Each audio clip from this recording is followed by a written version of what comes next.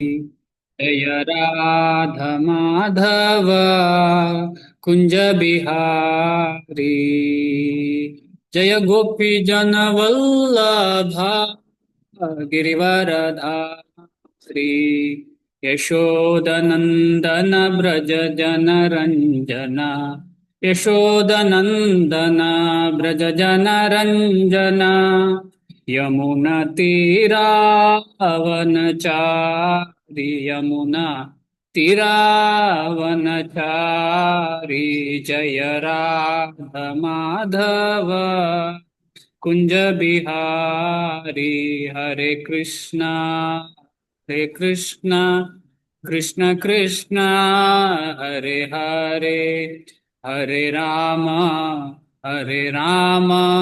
राम राम हरे हरे। हरे कृष्णा कृष्ण कृष्ण हरे हरे, हरे राम राम राम हरे हरे। हरे कृष्णा कृष्ण कृष्ण हरे हरे, हरे राम राम राम हरे हरे। हरे कृष्ण कृष्ण कृष्ण हरे हरे, हरे राम राम राम हरे हरे। हरे कृष्ण कृष्ण कृष्ण हरे हरे, हरे राम राम राम हरे हरे। जय गौरनिताय जय गौरनिताय, गौरनिताय जय गौरनिताय जय गौरनिताय जय गौरनिताय, गौरनिताय जय गौरनिताय जय जय प्रभुपाद, प्रभुपाद जय जय प्रभुपाद। कलियुग पावन हरिनाम संकीर्तन की जय। ಶಿಲ ಪ್ರಭುಪಾದ ಕಿ ಜೈ. ಯಾರಾದರೂ ಮಂಗಳಾಚರಣೆಯನ್ನು ಓದ್ತೀರಾ? ಚೇತನ್ ಕುಮಾರ್ ಪ್ರಭುಗಳೇ ದಯವಿಟ್ಟು ಓದಿ. ಸರಿ.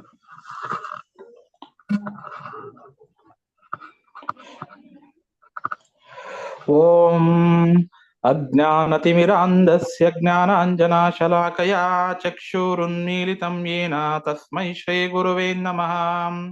ಶ್ರೀ ಚೈತನ್ಯ ಮನೋಭೀಷ್ಟಂ ಸ್ಥಾಪಿತಂ ಯೇನ ಭೂತಲೆ ಸ್ವಯಂ ರೂಪಃ ಕದಾ ಮಹ್ಯಂ ದದಾತಿ ಸ್ವಪದಾಂತಿಕಾಂ. ವಂದೇಹಂ ಶ್ರೀ ಗುರೋಃ ಶ್ರೀಯುತಾಪದಕಮಲಂ ಶ್ರೀಗುರೋನ್ ವೈಷ್ಣವಾಂಶ್ಚ. ಶ್ರೀರೂಪಂ ಸಾಗ್ರಜಾತಂ ಸಹಗಣ ರಘುನಾಥಾನ್ವಿತಂ ತಂ ಸಜೀವಂ ಸಾದ್ವೈತಂ ಸಾವಧೂತಂ ಪರಿಜನ ಸಹಿತಂ ಕೃಷ್ಣ ಚೈತನ್ಯ ದೇವಂ ಶ್ರೀರಾಧಾ ಕೃಷ್ಣ ಪಾದಾನ್ ಸಹಗಣ ಲಲಿತಾ ಶ್ರೀ ವಿಶಾಖಾನ್ವಿತಾಂಶ್ಚ. ಹೇ ಕೃಷ್ಣ ಕರುಣಾ ಸಿಂಧು ದೀನ ಬಂಧೋ ಜಗತ್ಪತೆ ಗೋಪೇಶ ಗೋಪಿಕಾ ಕಾಂತ ರಾಧಾ ಕಾಂತ ನಮೋಸ್ತುತೆ.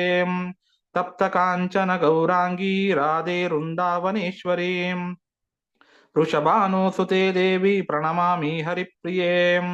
ವಾಂಚಕಲ್ಪಾತರುಭ್ಯಶ್ಚ ಕೃಪಾ ಸಿಂಧುಭ್ಯೇವ ಚ ಪತಿತಾನಾಂ ಪಾವನೇಭ್ಯೋ ವೈಷ್ಣವೇಭ್ಯೋ ನಮೋ ನಮಃ. ನಮಃ ಓಂ ವಿಷ್ಣುಪಾದಾಯ ಕೃಷ್ಣಪ್ರೇಷ್ಠಾಯ ಭೂತಲೆ ಶ್ರೀಮತೆ ಭಕ್ತಿ ವೇದಾಂತ ಸ್ವಾಮಿನ್ ಇತಿ ನಾಮಿನೇ. ನಮಸ್ತೆ ಸಾರಸ್ವತೀ ದೇವೇ ಗೌರವಾಣಿ ಪ್ರಚಾರಿಣೆ ನಿರ್ವಿಶೇಷ ಶೂನ್ಯವಾದಿ ಪಾಶ್ಚಾತ್ಯಾದೇಶತಾರಿಣೆ. ಜಯ ಶ್ರೀ ಕೃಷ್ಣ ಚೈತನ್ಯ ಪ್ರಭು ನಿತ್ಯಾನಂದ ಶ್ರೀ ಅದ್ವೈತ ಗದಾಧರ ಶ್ರೀವಾಸಾದಿ ಗೌರ ಭಕ್ತವೃಂದ. ಹರೇ ಕೃಷ್ಣ ಕೃಷ್ಣ ಕೃಷ್ಣ ಹರೇ ಹರೇ, ಹರೇ ರಾಮ ರಾಮ ರಾಮ ಹರೇ ಹರೇ. ಹರೇ ಕೃಷ್ಣ ಕೃಷ್ಣ ಕೃಷ್ಣ ಹರೇ ರಾಮ ರಾಮ ರಾಮ ಹರೇ ಹರೇ. ಹರೇ ಕೃಷ್ಣ ಕೃಷ್ಣ ಕೃಷ್ಣ ಹರೇ ಹರೇ, ಹರೇ ರಾಮ ರಾಮ ರಾಮ ಹರೇ ಹರೇ. ಧನ್ಯವಾದಗಳು ಪ್ರಭುಗಳೇ. ಧನ್ಯವಾದ. ಓಂ ನಮೋ ಭಗವತೆ ವಾಸುದೇವಾಯ. ಓಂ ನಮೋ ಭಗವತೆ ವಾಸುದೇವಾಯ. ಓಂ ನಮೋ ಭಗವತೆ ವಾಸುದೇವಾಯ. ಓಂ ಸುರಭ್ಯೈ ನಮಃ. ಓಂ ಸುರಭ್ಯೈ ನಮಃ. ಓಂ ಸುರಭ್ಯೈ ನಮಃ. ಮೂಕಂ ಕರೋತಿ ವಾಚಾಲಂ ಪಂಗುಂ ಲಂಘಾಯತೆ ಗಿರಿಂ ಯತ್ಕೃಪಾತಮಹಂ ವಂದೇ ಶ್ರೀಗುರುಂ ದೀನತಾರಿಣಂ. ನಮೋ ವಿಷ್ಣುಪಾದ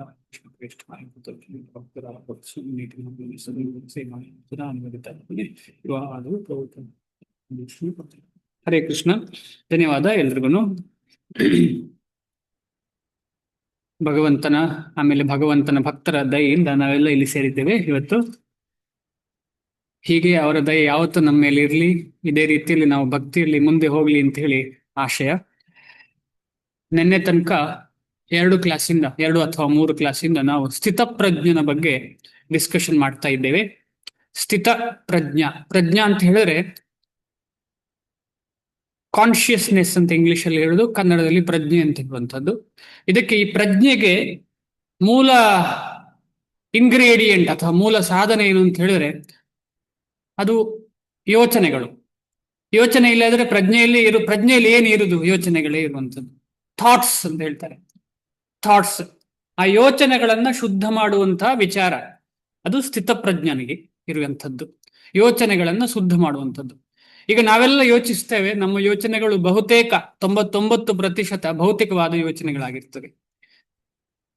ಆಮೇಲೆ ಕೆಲವರದ್ದು 1% ಆಧ್ಯಾತ್ಮಿಕವಾದ ಯೋಚನೆ. ಆದ್ರೆ ಆಧ್ಯಾತ್ಮ ಅಂತ ಹೇಳಿದ್ರು ಅದು ಭಗವಂತನಿಗೆ ಸಂಬಂಧ ಪಡದೇ ಇರುವಂತಹ ಆಧ್ಯಾತ್ಮಿಕವಾದವಾಗಿರ್ತದೆ. ನಾನೇ ಎಲ್ಲ, ಅಥವಾ ನಾನು ಒಂದು ಫೋಕಸ್ ಮಾಡ್ತೇನೆ ಎಲ್ಲೋ ಒಂದು ಕಡೆ. ಇದೆಲ್ಲ ಸ್ವಲ್ಪ ಒಂದು ರೀತಿಯಲ್ಲಿ ಆಧ್ಯಾತ್ಮಿಕ ಅಂತ ಹೇಳ್ಬೋದು, ಆದ್ರೆ ಅದು ಸಂಪೂರ್ಣ ಆಧ್ಯಾತ್ಮಿಕತೆ ಇಲ್ಲ. ಯಾಕಂದ್ರೆ ಭಗವಂತನ ಜೊತೆಗೆ ಏನು ಸಂಬಂಧ ಇದೆ ಅದಕ್ಕೆ ಅಧ್ಯಾತ್ಮ ಅಂತ ಹೇಳುವಂಥದ್ದು. ಆದ ಕಾರಣ ಈ ಯೋಚನಾ ಲಹರಿಗಳನ್ನ ಸಂಪೂರ್ಣ ಬದಲಾವಣೆ ಮಾಡಿ ಭಗವಂತನ ಕಡೆಗೆ ತಗೊಂಡು ಹೋಗಿ ಆ ಭಗವಂತನದ್ದನ್ನೇ ಯೋಚನೆ ಮಾಡುವುದಕ್ಕೆ ಕೃಷ್ಣ ಪ್ರಜ್ಞೆ ಅಂತ ಹೇಳುದು. ಅದೇ ಇಲ್ಲಿ ಸ್ಥಿತಪ್ರಜ್ಞಾ ಅಂತ ಹೇಳುದು. ಅಂದ್ರೆ ಆ ಕೃಷ್ಣ ಪ್ರಜ್ಞೆಯಲ್ಲಿ ಸ್ಥಿತನಾಗುವುದನ್ನ ಸ್ಥಿತಪ್ರಜ್ಞಾ ಅಂತ ಹೇಳುದು. ಬೇರೆ ಯಾವುದ್ರಲ್ಲೂ ಅಲ್ಲ. ಬೇರೆ ಯಾವುದೋ ಭೌತಿಕ ಪ್ರಜ್ಞೆಯಲ್ಲಿ ಸ್ಥಿತರಾಗುವುದಕ್ಕೆ ಸ್ಥಿತಪ್ರಜ್ಞಾ ಅಂತ ಹೇಳುದಿಲ್ಲ. ಇದೆಲ್ಲ ನಾವು ಡಿಸ್ಕಷನ್ ಮಾಡುವಾಗ ಅರ್ಥ ಆಗಿದೆ ನಮಗೆ. ಬೇರೆ ಬೇರೆ ಲಕ್ಷಣಗಳನ್ನ ನಾವು ಕೇಳ್ಕೊಂಡಿದ್ದೇವೆ, ಭಗವಂತ ಏನು ಹೇಳ್ತಾ ಇದ್ದಾರೆ ಅಂತ ಹೇಳಿ. ಅರ್ಜುನ ಕೇಳಿದಂತಹ ಪ್ರಶ್ನೆಗಳು, ಭಗವದ್ಭಕ್ತರ ಲಕ್ಷಣಗಳೇನು, ಅವನು ಹೇಗೆ ಮಾತಾಡ್ತಾನೆ, ಹೇಗೆ ಕೂತ್ಕೊಳ್ತಾನೆ, ಹೇಗೆ ನಡೀತಾನೆ ಅಂತ ಹೇಳಿ. ಹೇಗೆ ಮಾತಾಡ್ತಾನೆ, ಆಮೇಲೆ ಹೇಗೆ ಕೂತ್ಕೊಳ್ತಾನೆ, ಆಮೇಲೆ ಹೇಗೆ ನಡೀತಾನೆ, ಆಮೇಲೆ ಅವನ ಲಕ್ಷಣಗಳೇನು ಅಂತ. ಲಕ್ಷಣಗಳ ಬಗ್ಗೆ ನಾವು ತಿಳ್ಕೊಂಡಿದ್ದೇವೆ. ಲಕ್ಷಣಗಳು ಮುಖ್ಯವಾಗಿ 2 ಲಕ್ಷಣಗಳನ್ನ ಭಗವಂತ ಹೇಳ್ತಾರೆ. ಅದು ಮನಸ್ಸನ್ನ ನಿಗ್ರಹ ಮಾಡುದು, ಮನಸ್ಸಲ್ಲಿ ಬರುವಂತಹ ಎಲ್ಲಾ ಭೌತಿಕ ವಿಚಾರಗಳನ್ನ ಭಗವಂತನಿಗೆ ಅರ್ಪಿಸುವಂಥದ್ದು. ಅಂದ್ರೆ ಇಲ್ಲಿ ಒಂದು ಉದ್ದೇಶ ಏನು ಅಂತ ಹೇಳಿದ್ರೆ, ನಮ್ಗೀಗ ಭೌತಿಕವಾಗಿರುವುದೆಲ್ಲ ಮಾಯೆ ಅಂತ ಹೇಳ್ತೇವಲ್ಲ ನಾವು. ಭೌತಿಕವಾಗಿರುವುದೆಲ್ಲ ಮಾಯೆ ಅಂತ ಹೇಳ್ತಾರೆ. ಅಲ್ಲ, ಅದು ತಪ್ಪದು. ಭೌತಿಕವಾಗಿರುವುದು ಮಾಯ ಅಲ್ಲ, ನಮ್ಮ ಮನಸ್ಸಿದೆಯಲ್ಲ ಅದೇ ಮಾಯ. ನಮ್ಮ ಈಗ ಒಂದು ಪೆನ್ನಿದೆ, ಇದು ಮಾಯ ಅಲ್ಲ, ಈ ಪೆನ್ನು. ಆದ್ರೆ ಈ ಪೆನ್ನನ್ನು ನಾನು ಭಗವಂತನ ಸೇವೆಗೆ ಮಾಡದೆ ಬೇರೆ ಯಾವುದಕ್ಕೂ ಉಪಯೋಗಿಸ್ತಿದ್ದೇನೆ ಅಂದ್ರೆ ಅದು ಮಾಯೆ. ಅಂದ್ರೆ ನಮ್ಮ ಮನಸ್ಸಿನಲ್ಲಿ ಇರುವಂಥದ್ದು ಇದೆಲ್ಲ ಈ ಮಾಯೆ ಅಂತ ಹೇಳುವಂಥದ್ದು. ಆದ ಕಾರಣ ಯಾವುದು ಮಾಯೆ ಅಲ್ಲ ಇಲ್ಲಿ ಇರುವಂಥದ್ದು, ಎಲ್ಲವೂ ಭಗವಂತನದ್ದು ಸಲಕರಣೆಗಳು. ಇಲ್ಲಿರುವುದು ಭೂಮಿ ಕೂಡ, ಅದಕ್ಕೆ ಭೂಮಿಯನ್ನು ಕೂಡ ಹೇಳ್ತಾರೆ ಯಾರು, ಶಿಲ ಪ್ರಭುಪಾದರು ಎಲ್ಲೋ ಒಂದು ಕಡೆ ಟ್ರಾನ್ಸ್ಲೇಷನ್ ಮಾಡುವಾಗ ಭೂಮಿಯನ್ನು ಕೂಡ ಹೇಳ್ತಾರೆ, ಭೂಮಿಯನ್ನ ಧಾಮ ಅಂತ ಹೇಳ್ತಾರೆ. ನಾವೆಲ್ಲ ಹೇಳ್ತೇವೆ ದುಃಖಾಲಯ, ಅಶಾಶ್ವತ ಹೇಳ್ತೇವೆ. ಆದ್ರೆ ಭಗವದ್ ಭಕ್ತರಾದಂತಹ ಶಿಲ ಪ್ರಭುಪಾದರು ಭೂಮಿಯನ್ನು ಧಾಮ ಅಂತ ಕೂಡ ಹೇಳ್ತಾರೆ. ಧರಾಧಾಮ ಅಂತ. ಧರೆ ಅಂತ ಹೇಳಿದ್ರೆ ಈ ಭೂಮಿ, ಧರೆಯನ್ನೇ ಧಾಮ ಅಂತ ಹೇಳ್ತಾರೆ. ಅದು ಹೇಗೆ ಧಾಮ ಆಗ್ಲಿಕ್ಕೆ ಸಾಧ್ಯ? ಭಗವದ್ ಭಕ್ತರು ಅದನ್ನ ಭಗವಂತನದ್ದೇ ಶಕ್ತಿ ಅಂತ ಗೊತ್ತಿದ್ದು ಅದನ್ನು ಭಗವಂತನಿಗೇ ನಿಯೋಜಿಸಿ ಭಗವಂತನಿಗೋಸ್ಕರವೇ ಕೆಲಸ ಮಾಡಿದ್ರೆ ಅದು ಭಗವದ್ಧಾಮ ಆಗಿಬಿಡುತ್ತದೆ. ತುಂಬಾ ಸಿಂಪಲ್. ಆದ ಕಾರಣ ಇದು ಭೂಮಿ ಅಂತ ಹೇಳೋದು ಮಾಯೆ ಅಲ್ಲ, ವಸ್ತು ಅಂತ ಹೇಳೋದು ಮಾಯೆ ಅಲ್ಲ, ನಮ್ಮ ಮನಸ್ಥಿತಿಯೇ ಮಾಯೆ. ಮನಸ್ಸನ್ನ, ಆ ಮನಸ್ಸಿಂದ ಆ ವಸ್ತುವನ್ನ ನನಗೋಸ್ಕರ ಉಪಯೋಗಿಸ್ಲಿಕ್ಕೆ ಶುರು ಮಾಡುವಾಗ ಮಾಯೆಗೆ ಸಿಲ್ಕಾಕೊಂಡಿದ್ದೇನೆ. ಅದೇ ವಸ್ತುವನ್ನ ಭಗವಂತನಿಗೋಸ್ಕರ ಉಪಯೋಗಿಸ್ಲಿಕ್ಕೆ ಶುರು ಮಾಡುವಾಗ ಆಗ ಏನಾಗ್ತದೆ? ಮಾಯೆಯಿಂದ ಹೊರಗೆ ಬರ್ತದೆ. ತುಂಬಾ ಸಿಂಪಲ್ ವಿಚಾರ, ಆದ್ರೆ ಇದನ್ನ ನಿಜವಾಗಿ ಮಾಡ್ಲಿಕ್ಕೆ ಅಷ್ಟು ಸುಲಭ ಇಲ್ಲ. ಅದಕ್ಕೋಸ್ಕರ ಭಗವದ್ ಭಕ್ತರ ಸಂಘ ಸದಾ ಬೇಕು ನಮ್ಗೆ. ಸದಾ ಭಗವದ್ ಭಕ್ತರ ಸಂಘ ಇದ್ರೆ ಮಾತ್ರ ಇದು ಇರ್ಲಿಕ್ಕೆ ಸಾಧ್ಯ. ಅದರಲ್ಲಿ ಕೂಡ ಭಗವದ್ ಭಕ್ತರು ಅಂತ ಹೇಳಿದ್ರೆ ನಿಜವಾಗಿ ನುರಿತ ಭಕ್ತರ ಸಂಘ ಮಾಡೋದು ತುಂಬಾ ಒಳ್ಳೆಯದು. ತುಂಬಾ ನುರಿತ ಭಕ್ತರ ಏನಾಗ್ತದೆ ಅಂತ ಹೇಳಿದ್ರೆ ಅವರಿಂದ ನಮಗೆ ಕಲಿಲಿಕ್ಕೆ ಆಗ್ತದೆ, ಮುಂದೆ ಹೋಗ್ಲಿಕ್ಕೆ ಆಗ್ತದೆ. ಅದಕ್ಕೆ ಹೇಳ್ತಾರೆ ಶ್ರೀಮದ್ ಭಾಗವತಲ್ಲಿ ಸತಾಂ ಪ್ರಸಂಗ ಮಮ ವೀರ್ಯ ಸಂವಿದೋ ಭವಂತಿ ಹೃತ್ಕರ್ಣ ರಸಾಯನ ಕಥಾ ತಜ್ಜೋಷಣಾದ ಸ್ವಪವರ್ಗವರ್ತ್ಮನಿ ಶ್ರದ್ಧಾರತಿರ್ಭಕ್ತಿರ್ ಅನುಕ್ರಮಿಷ್ಯತಿ ಅಂತ ಹೇಳ್ತಾರೆ. ಅಂದ್ರೆ ಯಾರು ಭಗವಂತನ ಭಕ್ತರ ಸಂಘ ಮಾಡ್ತಾರೆ, ಸಂಘ ಮಾಡ್ತಾ, ಸುಮ್ಮನೆ ಸಂಘ ಅಲ್ಲ, ಸಂಘ ಮಾಡ್ತಾ ಅವರ ಬಾಯಿಯಿಂದ ಭಗವಂತನ ಲೀಲೆಗಳನ್ನ, ಭಗವಂತನ ಗುಣವನ್ನ ಎಲ್ಲವನ್ನ ಶ್ರವಣ ಮಾಡ್ತಾರೆ. ಯಾರು ಆ ರೀತಿ ಮಾಡ್ತಾರೆ ಅವ್ರಿಗೆ ಏನಾಗ್ತದೆ ಅಂತ ಹೇಳಿದ್ರೆ ನಿಧಾನಕ್ಕೆ ಏನಾಗ್ತದೆ, ಒಂದೊಂದೇ ಕ್ವಾಲಿಟಿಗಳು ಯಾವುದೆಲ್ಲ, ಶ್ರದ್ಧಾ, ರತಿ, ಭಕ್ತಿ. ಶ್ರದ್ಧೆ ಬೆಳೀತದೆ ಭಗವಂತನ ಕಡೆ, ಇನ್ನು ಸಾಧನೆ ಮಾಡಬೇಕು ಅಂತ ಹೇಳಿ ಭಕ್ತಿಯ ಬಗ್ಗೆ ಶ್ರದ್ಧೆ ಬೆಳೀತದೆ, ಭಗವಂತನ ಬಗ್ಗೆ ಶ್ರದ್ಧೆ ಬೆಳೀತದೆ. ಆಮೇಲೆ ರತಿ ಅಂತ ಹೇಳಿದ್ರೆ ನಾವು ಹೇಳ್ತೇವಲ್ಲ ಇಲ್ಲೆಲ್ಲ, ನನಗೆ ಯಾರಾದ್ರೂ ಕೇಳಿದ್ರೆ ನಿಮ್ಗೆ ಯಾವ್ದು ಫೇವರಿಟ್ ಡಿಶ್ ಅಂತ ಕೇಳಿದ್ರೆ ಯಾವ್ದು ಒಂದು ಹೇಳ್ತೇವೆ ನಾವು. ಅಂದ್ರೆ ಅದರ ಮೇಲೆ ನಮಗೆ ತುಂಬಾ ರತಿ ಬೆಳೆದಿದೆ, ಅಂದ್ರೆ ತುಂಬಾ ಅಟ್ಯಾಚ್ಮೆಂಟ್ ಇದೆ. ಅದೇ ಆ ನಾಲಿಗೆಗೂ ಅದಕ್ಕೂ ತುಂಬಾ ಅಟ್ಯಾಚ್ಮೆಂಟ್. ನಂಗೆ ಏನಾದ್ರೂ ಒಂದು ಹೋಳಿಗೆ ಇಷ್ಟ. ಈಗ ಮಂಗಳೂರಲ್ಲಿರೋರು ಅಥವಾ ಕರ್ನಾಟಕದಲ್ಲಿರೋರಿಗೆ ಹೋಳಿಗೆ ತುಂಬಾ ಇಷ್ಟ ಅಂತ ಹೇಳ್ತೇವೆ. ಅಂದ್ರೆ ಅದರ ಬಗ್ಗೆ ಅಷ್ಟು ಆಸಕ್ತಿ ನಮಗೆ. ಅದರಲ್ಲೂ ಕಾಯಿ ಹೋಳಿಗೆ ಇಷ್ಟ ಇರ್ಲಿ, ಆ ಹೋಳಿಗೆಗೆ ಆಮೇಲೆ ಕಾಯಿ ಹಾಲು ಹಾಕಿ ತಿನ್ನೋದು ಇಷ್ಟ ಅಂತ ಇಟ್ಟುಕೊಳ್ಳುವ. ಅದರ ಅರ್ಥ ಏನು ಅಂತ ಹೇಳಿದ್ರೆ ನಮಗೆ ಅದರ ಬಗ್ಗೆ ಆ ಒಂದು ಪರ್ಟಿಕ್ಯುಲರ್ ಟೇಸ್ಟ್, ಅದರ ಬಗ್ಗೆ ನಮಗೆ ತುಂಬಾ ಅಟ್ಯಾಚ್ಮೆಂಟ್ ಉಂಟು. ರಸ, ಆ ರಸಕ್ಕೆ ಅಟ್ಯಾಚ್ಮೆಂಟ್ ಇದ್ದ ಕಾರಣ ನಮಗೆ ಅದರ ಬಗ್ಗೆ ಎಲ್ಲಿ ಸಿಗ್ತದೆ ಯಾವಾಗ್ಲೂ ತಿನ್ನೋದಿಲ್ಲ, ಆದ್ರೆ ಸಿಕ್ಕುವಾಗ ಆಸೆ ಬೆಳೀತದೆ. ಸೊ ಆದ ಕಾರಣ ಶ್ರದ್ಧೆ, ಈ ರತಿ ಎಲ್ಲಿಗೆ ಬೆಳಿಬೇಕು, ಭಗವಂತನ ಕಡೆಗೆ ಬೆಳಿಬೇಕು. ನಮಗೆ ಶ್ರದ್ಧಾ ರತಿರ್ಭಕ್ತಿ ಅನುಕ್ರಮಿಷ್ಯತಿ, ಅನುಕ್ರಮವಾಗಿ ನಿಧಾನಕ್ಕೆ ಒಂದೊಂದಾಗಿ ಬರ್ತದೆ. ಯಾವುದು ಹೋಗ್ತದೆ, ತಜ್ಜೋಷಣಾದ್ ಆಸು ಅಪವರ್ಗವರ್ತ್ಮನಿ. ಪವರ್ಗ ಅಂತ ನೀವು ಕೇಳಿರ್ತೀರಿ, ಪ ಪ ಭ ಭ ಮ ಅಂತ ಹೇಳಿ. ಈಗ ನಮ್ಮ ಅಕ್ಷರ ಬಾಲೆಯಲ್ಲಿ ಪವರ್ಗ, ಕವರ್ಗ, ಚವರ್ಗ, ತವರ್ಗ, ಟವರ್ಗ, ಪವರ್ಗ ಅಂತ ಎಲ್ಲ ಗೊತ್ತು ನಿಮಗೆ. ಪವರ್ಗ ಅಂತ ಹೇಳಿದ್ರೆ ಈ ಭೌತಿಕವಾಗಿ ನಾವು ಬಂಧನದಲ್ಲಿ ಇರುವಂಥದ್ದು. ಪ ಪ ಭ ಭ ಮ ಅಂತ ಹೇಳಿದ್ರೆ ಮಮಕಾರ, ಭ ಅಂತ ಹೇಳಿದ್ರೆ ಬಂಧನ, ಈ ರೀತಿ ಎಲ್ಲ ಇದೆ.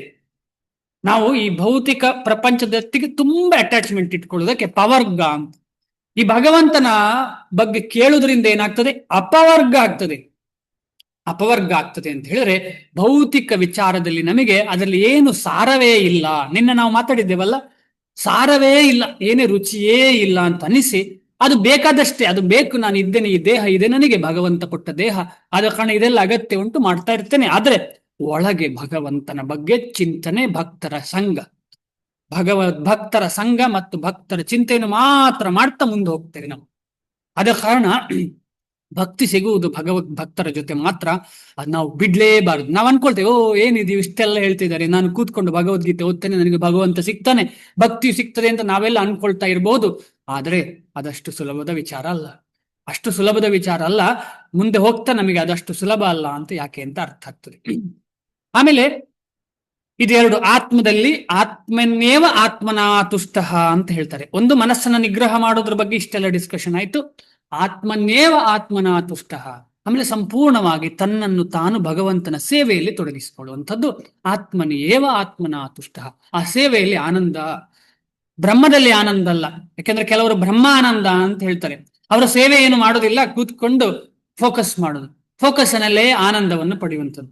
ಆದ್ರೆ ಅಲ್ಲಿ ಸೇವೆ ಇಲ್ಲದಿದ್ರೆ ಅದು ನಿಜವಾದ ಆನಂದ ಅಲ್ಲ. ಯಾಕೆ ಅಂತ ಹೇಳಿದ್ರೆ ನಿನ್ನೆ ನಾವು ಒಂದು ಮಾತನ್ನು ಕೇಳಿದ್ದೇವೆ, ಮಗುವಿಗೆ ಹಸಿವೆ ಆಗ್ತಾ ಉಂಟು ಅಂತ ಅಮ್ಮ ಹಾಲು ಅಂತ 100 ಸಲ ಹೇಳಿದ್ರೆ ಮಗುವಿನ ಹಸಿ ಇಂಗುವುದಿಲ್ಲ. ಖಂಡಿತವಾಗಿ ಮಗುವಿನ ಹಾಲಿನ ಒಂದು ತವಕ ಇಂಗುವುದೇ ಇಲ್ಲ. ಹಾಲು ಕೊಡಬೇಕು, ಆಗ್ಲೇ ಮಗುವಿಗೆ ಖುಷಿ ಆಗುದು. ಅದೇ ರೀತಿ ಸೇವೆ ಮಾಡಬೇಕು ಅಂತ ಹೇಳಿದ್ರೆ ಅದಕ್ಕೋಸ್ಕರ ನಮಗೆ ಕಾರಣವಾದಂತ ಶರೀರ ಸಿಕ್ಕಿದೆ, ಈ ದೇಹ ಸಿಕ್ಕಿದೆ. ಈ ದೇಹ, ಮನುಷ್ಯ ದೇಹ ಅಪರೂಪದ್ದು. ಈ ಮನುಷ್ಯ ದೇಹ ಅಪರೂಪದ್ದು. ಶ್ರೀಮದ್ ಭಾಗವತದಲ್ಲಿ ರಹುಗಣ ಅಂತ ಹೇಳುವ ಒಬ್ಬ ರಾಜ ಹೇಳ್ತಾನೆ, ಯಾರ ಹತ್ರ ಹೇಳ್ತಾನೆ, ಭರತ ಮಹಾರಾಜನಲ್ಲಿ ಹೇಳ್ತಾನೆ. ಜಡಭರತನಲ್ಲಿ ಹೀಗೆ ಹೇಳ್ತಾನೆ. ಜಡಭರತನಲ್ಲಿ ಏನ್ ಹೇಳ್ತಾನೆ? ನೀವೆಲ್ಲ ಹೇಳ್ತಿದ್ದೀರಿ, ನನಗೆ ಈಗ ಅರ್ಥ ಆಗ್ತಾ ಉಂಟು. ಮನುಷ್ಯನ ಜನ್ಮ ತುಂಬಾ ವಿರಳ. ಮನುಷ್ಯನ ಜನ್ಮದಲ್ಲಿ ಬಿಟ್ಟರೆ ಬೇರೆಲ್ಲೂ ನಮಗೆ ಭಗವದ್ ಭಕ್ತರ ಸಂಘ ಸಿಗ್ಲಿಕ್ಕೆ ಸಾಧ್ಯ ಇಲ್ಲ. ಯಾಕೆಂತ ಹೇಳಿದ್ರೆ ಈ ಭೂಮಿಯಲ್ಲಿ ಭಗವದ್ ಭಕ್ತರು ತುಂಬಾ ಜನ ಇದ್ದಾರೆ. ಆದ ಕಾರಣ ನನಗೆ ಯಾವ ಸ್ವರ್ಗ ಸುಖವೂ ಬೇಡ. ಯಾಕಂದ್ರೆ ಸ್ವರ್ಗಾದಿ ಲೋಕದಗಳಲ್ಲಿ ಭಗವದ್ ಭಕ್ತರು ಕಮ್ಮಿ. ಭಗವದ್ ಭಕ್ತರು ಅಕಸ್ಮಾತ್ ಇದ್ರೂ ಕೂಡ ಅವರ ಬಗ್ಗೆ ನಮಗೆ ಕಾಳಜಿಯೇ ಬರುವುದಿಲ್ಲ, ಅವರನ್ನು ನೋಡುವುದೇ ಇಲ್ಲ. ಯಾಕಂದ್ರೆ ನಮಗೆ ಇಂದ್ರಿಯ ತೃಪ್ತಿಯಲ್ಲೇ ನಾವು ತೊಡಗಿದ್ದೇವೆ. ಅಲ್ಲಿ ಇಂದ್ರಿಯ ತೃಪ್ತಿಗೆ ಜಾಸ್ತಿ ಅವಕಾಶ ಉಂಟು. ಆದ ಕಾರಣ ಈ ಮನುಷ್ಯ ಜನ್ಮ ಸಿಗುವುದು ಅಪರೂಪ. ಆದ ಕಾರಣ ನೀವು ಹೇಳುವುದೆಲ್ಲ ಸರಿ, ಸತ್ಯ ಅಂತ ಹೇಳಿ ಜಡಭರತನು. ಯಾಕಂದ್ರೆ ಜಡಭರತ ತುಂಬಾ ಜ್ಞಾನಿ. ಆಮೇಲೆ ಭಗವದ್ ಭಕ್ತರಾದಂತಹ ಜಡಭರತರು ರಹುಗಣನಿಗೆ ಉಪದೇಶ ಕೊಡ್ತಾ ಇದ್ದಾರೆ. ಈ ರೀತಿಯಲ್ಲಿ ನಾವೇನೋ ಅರ್ಥ ಮಾಡ್ಕೊಳ್ಬಹುದು ಅಂತ ಹೇಳಿದ್ರೆ, ಈ ಮನುಷ್ಯ ಜನ್ಮ ನಮಗೆಲ್ಲ ಸಿಕ್ಕಿದೆ. ಆದ ಕಾರಣ ನಾವು ಎಷ್ಟಾಗ್ತದಷ್ಟು ಭಗವದ್ ಭಕ್ತರ ಸೇವೆ ಮಾಡಬೇಕು. ಯಾಕಂದ್ರೆ ನಮಗೆ ಇವತ್ತಲ್ಲ ನಾಳೆ ಅಲ್ಲ ಗೊತ್ತಿಲ್ಲ ಯಾವಾಗ ಸಾವು ಅಂತ. ನಮಗೆಲ್ಲ ಈ ದೇಹ ಇದೆ, ನಮ್ಮವರು ಅಂತ ಎಲ್ಲ ಇದ್ದಾರೆ. ನನ್ಗೆ ಹೆಂಡತಿ, ಗಂಡ, ಮಕ್ಕಳು, ಅನ್ಯೋನ್ಯರು ಎಲ್ಲರೂ ಇದ್ದಾರೆ. ಆದ್ರೆ ನಮಗೆಲ್ಲ ಗೊತ್ತು, ಹೋಗುವಾಗ ನಾವೊಬ್ಬರೇ ಹೋಗ್ಬೇಕಾಗತ್ತೆ, ಬೇರೆ ಯಾರು ನಮ್ಮ ಜೊತೆ ಬರಲ್ಲ. ಆದ ಕಾರಣ ಆ ಒಂದು ಯೋಚನೆಯನ್ನ ಸ್ಥಿರವಾಗಿಟ್ಟುಕೊಂಡು, ಅದರಿಂದ ಬೇಜಾರು ಮಾಡೋ ವಿಚಾರ ಅಲ್ಲ ಇದು ನಮಗೆ ಹುರುಪು ಕೊಡುವಂತಹ ವಿಚಾರ. ಯಾಕೆ ಹುರುಪು ಅಂತ ಹೇಳಿದ್ರೆ ಸಾಧನೆಗೆ ಹುರುಪು. ಇದೇ ವೈರಾಗ್ಯ. ಈ ವೈರಾಗ್ಯವನ್ನ ಬೆಳೆಸಬೇಕು. ಎಲ್ಲಿ ವೈರಾಗ್ಯ ಬೆಳೆಸಬೇಕು? ಒಳಗೆ ವೈರಾಗ್ಯವನ್ನ ಬೆಳೆಸಿ ಸಾಧನೆಗೆ ಜಾಸ್ತಿ ಮಹತ್ವ ಕೊಟ್ಟು ನಿತ್ಯ ಜೀವನದಲ್ಲಿ ನಾವು ಡೈಲಿ ಇಷ್ಟು ಟೈಮ್ ಅಂತ ಹೇಳಿ ಸಾಧನೆಗೆ ಕೊಡ್ಲೇಬೇಕು. ಬೆಳಿಗ್ಗೆ ಎದ್ದು ಅರ್ಧ ಗಂಟೆ, ಮುಕ್ಕಾಲು ಗಂಟೆ ಜಪ ಮಾಡೋದು, ಆಮೇಲೆ ಮುಗಿಸುದು, ಹೇಗೋ ಮುಗಿಸುದು. ಇಷ್ಟ ಉಂಟೋ ಇಲ್ವೋ, ಭಕ್ತಿಯಲ್ಲಿ ಆಸಕ್ತಿ ಇದೆಯೋ ಇಲ್ವೋ, ಆದ್ರೆ ಮಾಡುವಂಥದ್ದು ಅದು ಮೊದಲನೇ ಹೆಜ್ಜೆ. ಕೆಲವರು ನನಗೆ ಇಷ್ಟ ಆದ್ರೆ ಮಾತ್ರ ಮಾಡ್ತೇನೆ ಅಂತ ಹೇಳಿದ್ರೆ ಅದಾಗುದಿಲ್ಲ. ಇಷ್ಟ ಆಗಲಿಲ್ಲ ಅಂದ್ರೂ ಅಂತ ಮಾಡ್ಬೇಕು. ಅದಕ್ಕೋಸ್ಕರ ಶಾಸ್ತ್ರ ಹೇಳುತ್ತದೆ, ಅವಹೇಳನ ರೀತಿಯಲ್ಲಿ ಆದ್ರೂ ಜಪ ಮಾಡಿ, ಏನು ತೊಂದರೆ ಇಲ್ಲ, ಅದರಿಂದ ಲಾಭ ಸಿಗ್ತದೆ ಅಂತ. ಆಮೇಲೆ ತಮಾಷೆಗೆ ಜಪ ಮಾಡಿ ಆದ್ರೂ ಜಪ, ಸುಮ್ಮನೆ ಜಪ ಮಾಡಿ ಆದ್ರೂ ಹೇಗಾದ್ರೂ ಜಪ ಮಾಡಿ. ಏನಕೇನ ಪ್ರಕಾರೇಣ ಮನಃ ಕೃಷ್ಣಂ ನಿಯೋಜಯೇತ್ ಅಂತ. ಮನಸ್ಸನ್ನ ಹೇಗಾದ್ರೂ ಯಾವುದೇ ಒಂದು ಹುಕ್ ಆರ್ ಕ್ರುಕ್ ಮೆಥಡ್ ಅಲ್ಲಿ ಭಗವಂತನ ನಾಮದಲ್ಲಿ, ಭಗವಂತನ ಸೇವೆಯಲ್ಲಿ ನಿಯೋಜಿಸಬೇಕು ಅಂತ ಹೇಳಿ ಶ್ರೀಮದ್ ಭಾಗವತಂ ಹೇಳ್ತದೆ. ಆದ ಕಾರಣ ನಾವೆಲ್ಲ ಈ ಒಂದು ಇನ್ಸ್ಟ್ರಕ್ಷನ್ಸ್ ಅನ್ನಲ್ಲ, ಸ್ಥಿತಪ್ರಜ್ಞೆ ಹೇಗಿರ್ಬೇಕು ಅಂತ ಹೇಳುವ ಇನ್ಸ್ಟ್ರಕ್ಷನ್ಸ್ ಅನ್ನ ನಾವು ನಮ್ಮಲ್ಲಿ ಅಳವಡಿಸಿಕೊಳ್ಳಿಕ್ಕೆ ಪ್ರಯತ್ನ ಪಡಬೇಕು. ಸೊ ಮೊದಲನೇದ್ದು ಮನಸ್ಸನ್ನ ನಿಗ್ರಹ ಮಾಡುವಂಥದ್ದು. ಮನಸ್ಸನ್ನ ಭೌತಿಕ ವಿಚಾರಕ್ಕೆ ಕರ್ಕೊಂಡು ಹೋದ್ರೆ ಆ ಭೌತಿಕ ವಿಚಾರವನ್ನು ಭಗವಂತನಿಗೆ ಕೊಡುವಂಥದ್ದು. ನಮ್ಮ ಮನಸ್ಸನ್ನು ನಿಗ್ರಹ ಮಾಡ್ಲಿಕ್ಕೆ ಸಾಧ್ಯವೇ ಇಲ್ಲ. ಈಗ ನನಗೆ ತುಂಬಾ ಆಸೆ ಉಂಟು ರಸಗುಲ್ಲ ತಿನ್ಬೇಕು ಅಂತ ಹೇಳಿ, ಯಾರು ಹೇಳಿಲ್ಲ ರಸಗುಲ್ಲ ತಿನ್ಬಾರ್ದು ಅಂತ ಹೇಳಿ. ರಸಗುಲ್ಲವನ್ನ ಭಗವಂತನಿಗೆ ಚೆನ್ನಾಗಿ ಶುದ್ಧ ಮನಸ್ಸಿನಿಂದ ಅರ್ಪಿಸಿ, ಮಾಡುವಾಗ್ಲೂ ಶುದ್ಧ ಮನಸ್ಸಿಂದ ಮಾಡಿ ತಿಂದ್ರೆ ಅದೇ ಕೃಷ್ಣ ಭಕ್ತಿ ಆಗ್ತದೆ. ಅಂದ್ರೆ ಅದೇ ನಮಗೆ ಭಕ್ತಿ ಅಂತ ಹೇಳುವಂಥದ್ದು ಸುಲಭ, ಆದರೆ ಕಷ್ಟ. ಯಾಕೆಂದ್ರೆ ಕಠಿಣ ಹೃದಯದವರಿಗೆ ಕಷ್ಟ, ಮೃದು ಹೃದಯದವರಿಗೆ ಸುಲಭ. ಮೃದು ಹೃದಯದವರಿಗೆ ಇದು ತುಂಬಾ ಸುಲಭ. ಯಾಕೆಂತ ಹೇಳಿದ್ರೆ ಭಗವಂತ ನೋಡುದು ಭಾವವನ್ನ, ಭಗವಂತ ನಮ್ಮ ಮನಸ್ಸಿನಲ್ಲಿ ಮಾಡುವಂತ ಆ ಕಡೆ ಈ ಕಡೆ ಹೋಗುವಂಥದ್ದೆಲ್ಲ ನೋಡುವುದಿಲ್ಲ. ಭಗವಂತ ನೋಡುವಂಥದ್ದೇ ಭಾವನೆಯನ್ನ, ಭಾವಗ್ರಾಹಿ ಜನಾರ್ದನ. ಆದ ಕಾರಣ ನಾವು ಇಂಥದ್ದನ್ನೆಲ್ಲ ನಿಧಾನವಾಗಿ ನಮ್ಮ ಜೀವನದಲ್ಲಿ ಅಳವಡಿಸಿಕೊಳ್ಳಿಕ್ಕೆ ಪ್ರಯತ್ನ ಪಡೋಣ. ನೆಕ್ಸ್ಟ್ ಪ್ರಶ್ನೆಗೆ ಉತ್ತರ: ದುಃಖೇಶು ಅನುದ್ವಿಗ್ನ ಮನಾಹ, ಸುಖೇಶು ವಿಗತ ಸ್ಪೃಹ, ವೀತರಾಗ ಭಯ ಕ್ರೋಧ, ಸ್ಥಿತಧೀರ್ಮುನಿರುಚ್ಯತೆ. ದುಃಖೇಶು ಅನುದ್ವಿಗ್ನ ಮನಾಹ, ದುಃಖ ಬರುವಾಗ ಬೇಸರ ಆಗುವುದಿಲ್ಲ. ಸುಖೇಶು ವಿಗತ ಸುಖೇಶು ವಿಗತ ಸ್ಪೃಹ, ತುಂಬ ಸುಖ ಬರುವಾಗ ಉಬ್ಬುವುದಿಲ್ಲ. ಇದರ ಬಗ್ಗೆ ಚರ್ಚೆ ಆಗಿದೆ, ಆದ ಕಾರಣ ಮುಂದೆ ಹೋಗ್ತೇನೆ. ವೀತರಾಗ ಭಯ ಕ್ರೋಧ, ಭಯ ಇಲ್ಲ, ಕ್ರೋಧ ಇಲ್ಲ. ಆಮೇಲೆ ಭೌತಿಕ ವಿಚಾರಗಳಿಗೆ ಅಟ್ಯಾಚ್ಮೆಂಟ್ ಇಲ್ಲ. ಅಟ್ಯಾಚ್ಮೆಂಟ್, ಭಯ ಎಲ್ಲ ಇರುವುದು ಯಾವಾಗ? ಭಗವಂತನ ಸೇವೆಯಲ್ಲಿ ಮಾತ್ರ ತೊಡಗಿಸಿಕೊಳ್ಳಿಕ್ಕೆ ಇರಬಹುದು, ಇಲ್ಲದಿದ್ರೆ ಅಗತ್ಯವೇ ಇಲ್ಲ ಅದು. ಆ ರೀತಿಯಲ್ಲಿ ಸರ್ವತ್ರ ಅಭಿನಃ ಸ್ನೇಹ, ಎಲ್ಲ ಕಡೆ ಸ್ನೇಹ ದೃಷ್ಟಿಯಿಂದ ನೋಡುವಂಥದ್ದು. ಎಲ್ಲ ಕಡೆ ಭಗವಂತನ ಭಕ್ತರೇ ಇರುವುದು ಅಂತ ನೋಡುವುದು. ನಾವು ಎಲ್ಲಿ ನೋಡಿದ್ರು ಭಗವಂತನ ಭಕ್ತರು, ಭಗವಂತನದ್ದೇ ಕೈಂಕರ್ಯ ನಡೀತಾ ಉಂಟು, ಭಗವಂತನದ್ದೇ ಲೋಕ ಇದು ಅಂತ ನಾವು ಮನಸ್ಸಿನಲ್ಲಿ ತಿಳ್ಕೊಳ್ಳುವಂಥದ್ದು. ಇಲ್ಲಿ ಈ ಲೋಕದಲ್ಲಿ ಪ್ರತಿ ಹೆಜ್ಜೆಯಲ್ಲೂ ಡೇಂಜರ್ ಇದೆ. ಆದ್ರೆ ಯಾವಾಗ ನಾವು ಪದಂ ಪದಂ ದ್ವಿಪದಂ, ಒಂದೊಂದು ಹೆಜ್ಜೆಯಲ್ಲೂ ನಮಗೆ ಡೇಂಜರ್ ಇದೆ. ಆದ ಕಾರಣ ಯಾರು ಭಗವಂತನ ಬಗ್ಗೆ ಚಿಂತೆ ಮಾಡ್ತಾರೋ ಅವನಿಗೆ ಅಲ್ಲ ಇದು. ಹೆಜ್ಜೆಯಲ್ಲಿ ಡೇಂಜರ್ ಯಾರಿಗೆ? ಭಗವಂತನ ಬಗ್ಗೆ ಚಿಂತೆ, ಭಗವಂತನ ಜಪ, ಭಗವಂತನ ಬಗ್ಗೆ ಸ್ಮರಣೆ ಮಾಡದವರಿಗೆ ಪ್ರತಿ ಹೆಜ್ಜೆಯಲ್ಲೂ ಡೇಂಜರ್. ತತ್ತತ್ ಪ್ರಾಪ್ಯ ಶುಭಂ. ನಮಗೆ ಒಳ್ಳೇದು ಸಿಕ್ಕಿದ್ರು ಕೆಟ್ಟದ್ದು ಸಿಕ್ಕಿದ್ರು ಏನು ಅದರ ಬಗ್ಗೆ ಬೇಜಾರು ಮಾಡ್ಲಿಕ್ಕಿಲ್ಲ. ಖುಷಿಯು ದೊಡ್ಡ ಖುಷಿಯೂ ಇಲ್ಲ, ಬೇಜಾರು ಇಲ್ಲ, ಯಾವುದು ಭೌತಿಕ ವಿಚಾರ.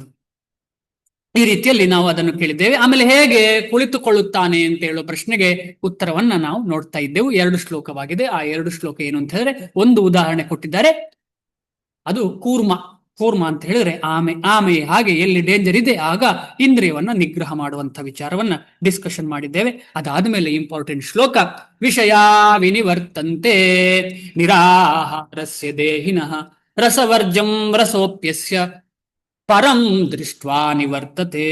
ಪರಂ ಅಂತ ಹೇಳಿದ್ರೆ ಭಗವಂತನಿಗೆ ಸಂಬಂಧಪಟ್ಟ ವಿಚಾರ, ಭೌತಿಕಕ್ಕೆ ಸಂಬಂಧಪಟ್ಟ ವಿಚಾರ ಅಲ್ಲ. ಯಾವಾಗ ನಮ್ಮ ಇಂದ್ರಿಯವನ್ನ ಭಗವಂತನ ಸೇವೆಗೋಸ್ಕರ ನಿಯೋಜಿಸುತ್ತೇವೋ ಆಗ ಭೌತಿಕವಾದಂತಹ ಇಂದ್ರಿಯಗಳ ಕೋಲಾಹಲಗಳು ನಿಧಾನಕ್ಕೆ ಕಮ್ಮಿ ಆಗ್ತಾ ಬರ್ತದೆ. ಭೌತಿಕವಾಗಿ ಇಂದ್ರಿಯಗಳು ಅಲ್ಲಿಗಿಲ್ಲಿಗೆ ಹೋಗುವುದಿಲ್ಲ, ದೇವರ ಕಡೆಯೇ ಹೋಗ್ತದೆ, ಕೃಷ್ಣನ ಕಡೆಯೇ ಹೋಗ್ತದೆ. ಅದಕ್ಕೆ ಹೇಳುದು ಪರಂ ದೃಷ್ಟ್ವಾ ನಿವರ್ತತೆ. ರಸವರ್ಜ್ಯಂ, ಕೆಳ ರಸವನ್ನು ಅಂದ್ರೆ ಕೀಳಾದ ರಸವನ್ನು ವರ್ಜಿಸಿ ಉತ್ತಮವಾದ ಪರಮೋತ್ತಮವಾದ ಭಗವಂತ ಕೊಟ್ಟಂತಹ ರಸವನ್ನ ಅನುಭೂತಿ ಮಾಡಲಿಕ್ಕೆ ಮನಸ್ಸು ಇಂದ್ರಿಯಗಳು ಹಾತೊರಿಯುತ್ತದೆ. ಇದಕ್ಕೆ ಹೇಳುವಂಥದ್ದು ನಾವು ಭಗವಂತನ ಪ್ರಜ್ಞೆಯಲ್ಲಿ ಮೇಲೆ ಹೋಗ್ತಾ ಇದ್ದೇವೆ, ಮುಂದುವರಿತಾ ಇದ್ದೇವೆ.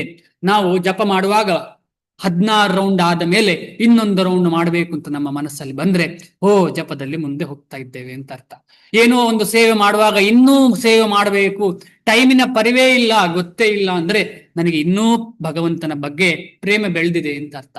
ಅದರ ವ್ಯತಿರಿಕ್ತವಾಗಿ ಜಪ ಮಾಡ್ತಾ ಮಾಡ್ತಾ ಎಷ್ಟು ನಂಬರ್ ಆಯ್ತು ಅಂತ ನೋಡುವಂಥದ್ದು, ಆಮೇಲೆ ಜಪದ ಮಾಲೆ ಮುಂದೆ ಹೋಗ್ತದ ಉಂಟ ಇಲ್ವ ನೋಡೋದು, ಇದೆಲ್ಲ ಮಾಡುದಂದ್ರೆ ನಾವು ಇನ್ನೂ ಕೆಳಸ್ತರದಲ್ಲಿ ಇದ್ದೇವೆ. ಆದ ಕಾರಣ ಇನ್ನು ಮುಂದೆ ಹೋಗ್ಲಿಕ್ಕಿದೆ. ಆದ ಕಾರಣ ಈ ಒಂದು ಸ್ಟ್ರಗಲ್ ಅನ್ನ ನಾವು ಮಾಡಲೇಬೇಕು. ಭಗವಂತನ ಸೇವೆಗೆ ನಾವೆಲ್ಲ ರೀತಿಯ ಸ್ಟ್ರಗಲ್ ಅನ್ನ ತಗೊಳ್ಬೇಕು. ಯಾಕಂದ್ರೆ ನಾವೆಷ್ಟೆಲ್ಲ ಭೌತಿಕವಾಗಿ ಆನಂದ ಪಡ್ಲಿಕ್ಕೆ ಎಷ್ಟೆಲ್ಲ ಮಾಡ್ತೇವೆ. ಈಗ ಎಲ್ಲಿಯೋ ನಾವು ಹಣ ಸಂಪಾದಿಸ್ಲಿಕ್ಕೆ ಅಮೆರಿಕಕ್ಕೆ ಹೋಗುವ ಅಂತ ಹೇಳಿದ್ರೆ ಎಷ್ಟೆಲ್ಲ ರಿಸ್ಕ್ ಫೇಸ್ ಮಾಡ್ತೇವೆ. ನಮ್ಮವರು ಅಂತ ಯಾರು ಇಲ್ಲ, ಭೌತಿಕವಾಗಿ ನಮ್ಮವರು ಅಂತ ಯಾರಿಲ್ಲ, ಸಂಬಂಧ ಇಲ್ಲ, ಏನೂ ಇಲ್ಲ. ಅಲ್ಲಿ ಏನೋ ಒಂದು ಮೆಕ್ಯಾನಿಕಲ್ ಜೀವನ ಮಾಡಬೇಕು. ಯಾಕೆ? ದುಡ್ಡಿಗೋಸ್ಕರ ಇಷ್ಟೆಲ್ಲ ರಿಸ್ಕ್ ತಗೊಂಡಿದ್ದೇವೆ. ಯಾವುದಕ್ಕೆ? ಆ ಒಂದು ಭೌತಿಕವಾದ ಅರ್ಥಕ್ಕೋಸ್ಕರ. ಇಲ್ಲಿ ಪರಮಾರ್ಥವಾದಂತಹ ಭಗವಂತನ ಸೇವೆ ಮಾಡಿ ಜನ್ಮ ಮೃತ್ಯು ಜರಾವ್ಯಾಧಿಯಿಂದ ಹೊರಗೆ ಬರುವಂತಹ ಒಂದು ವಿಚಾರಕ್ಕೆ ನಾವು ಯಾಕೆ ಮನಸ್ಸು ಕೊಡಬಾರದು? ಖಂಡಿತವಾಗಿ ನಾವೆಲ್ಲ ಮನಸ್ಸು ಕೊಡಲೇಬೇಕು. ಯಾಕಂತ ಹೇಳಿದ್ರೆ ಇದರಲ್ಲಿ ಪರಮ ಅರ್ಥ ಇದೆ. ಆ ಅರ್ಥದಿಂದ ನಮಗೆ ಜನ್ಮ ಜನ್ಮಾಂತರಗಳಲ್ಲಿ ಭಗವಂತನ ಸೇವೆಯೇ ಸಿಗ್ತದೆ.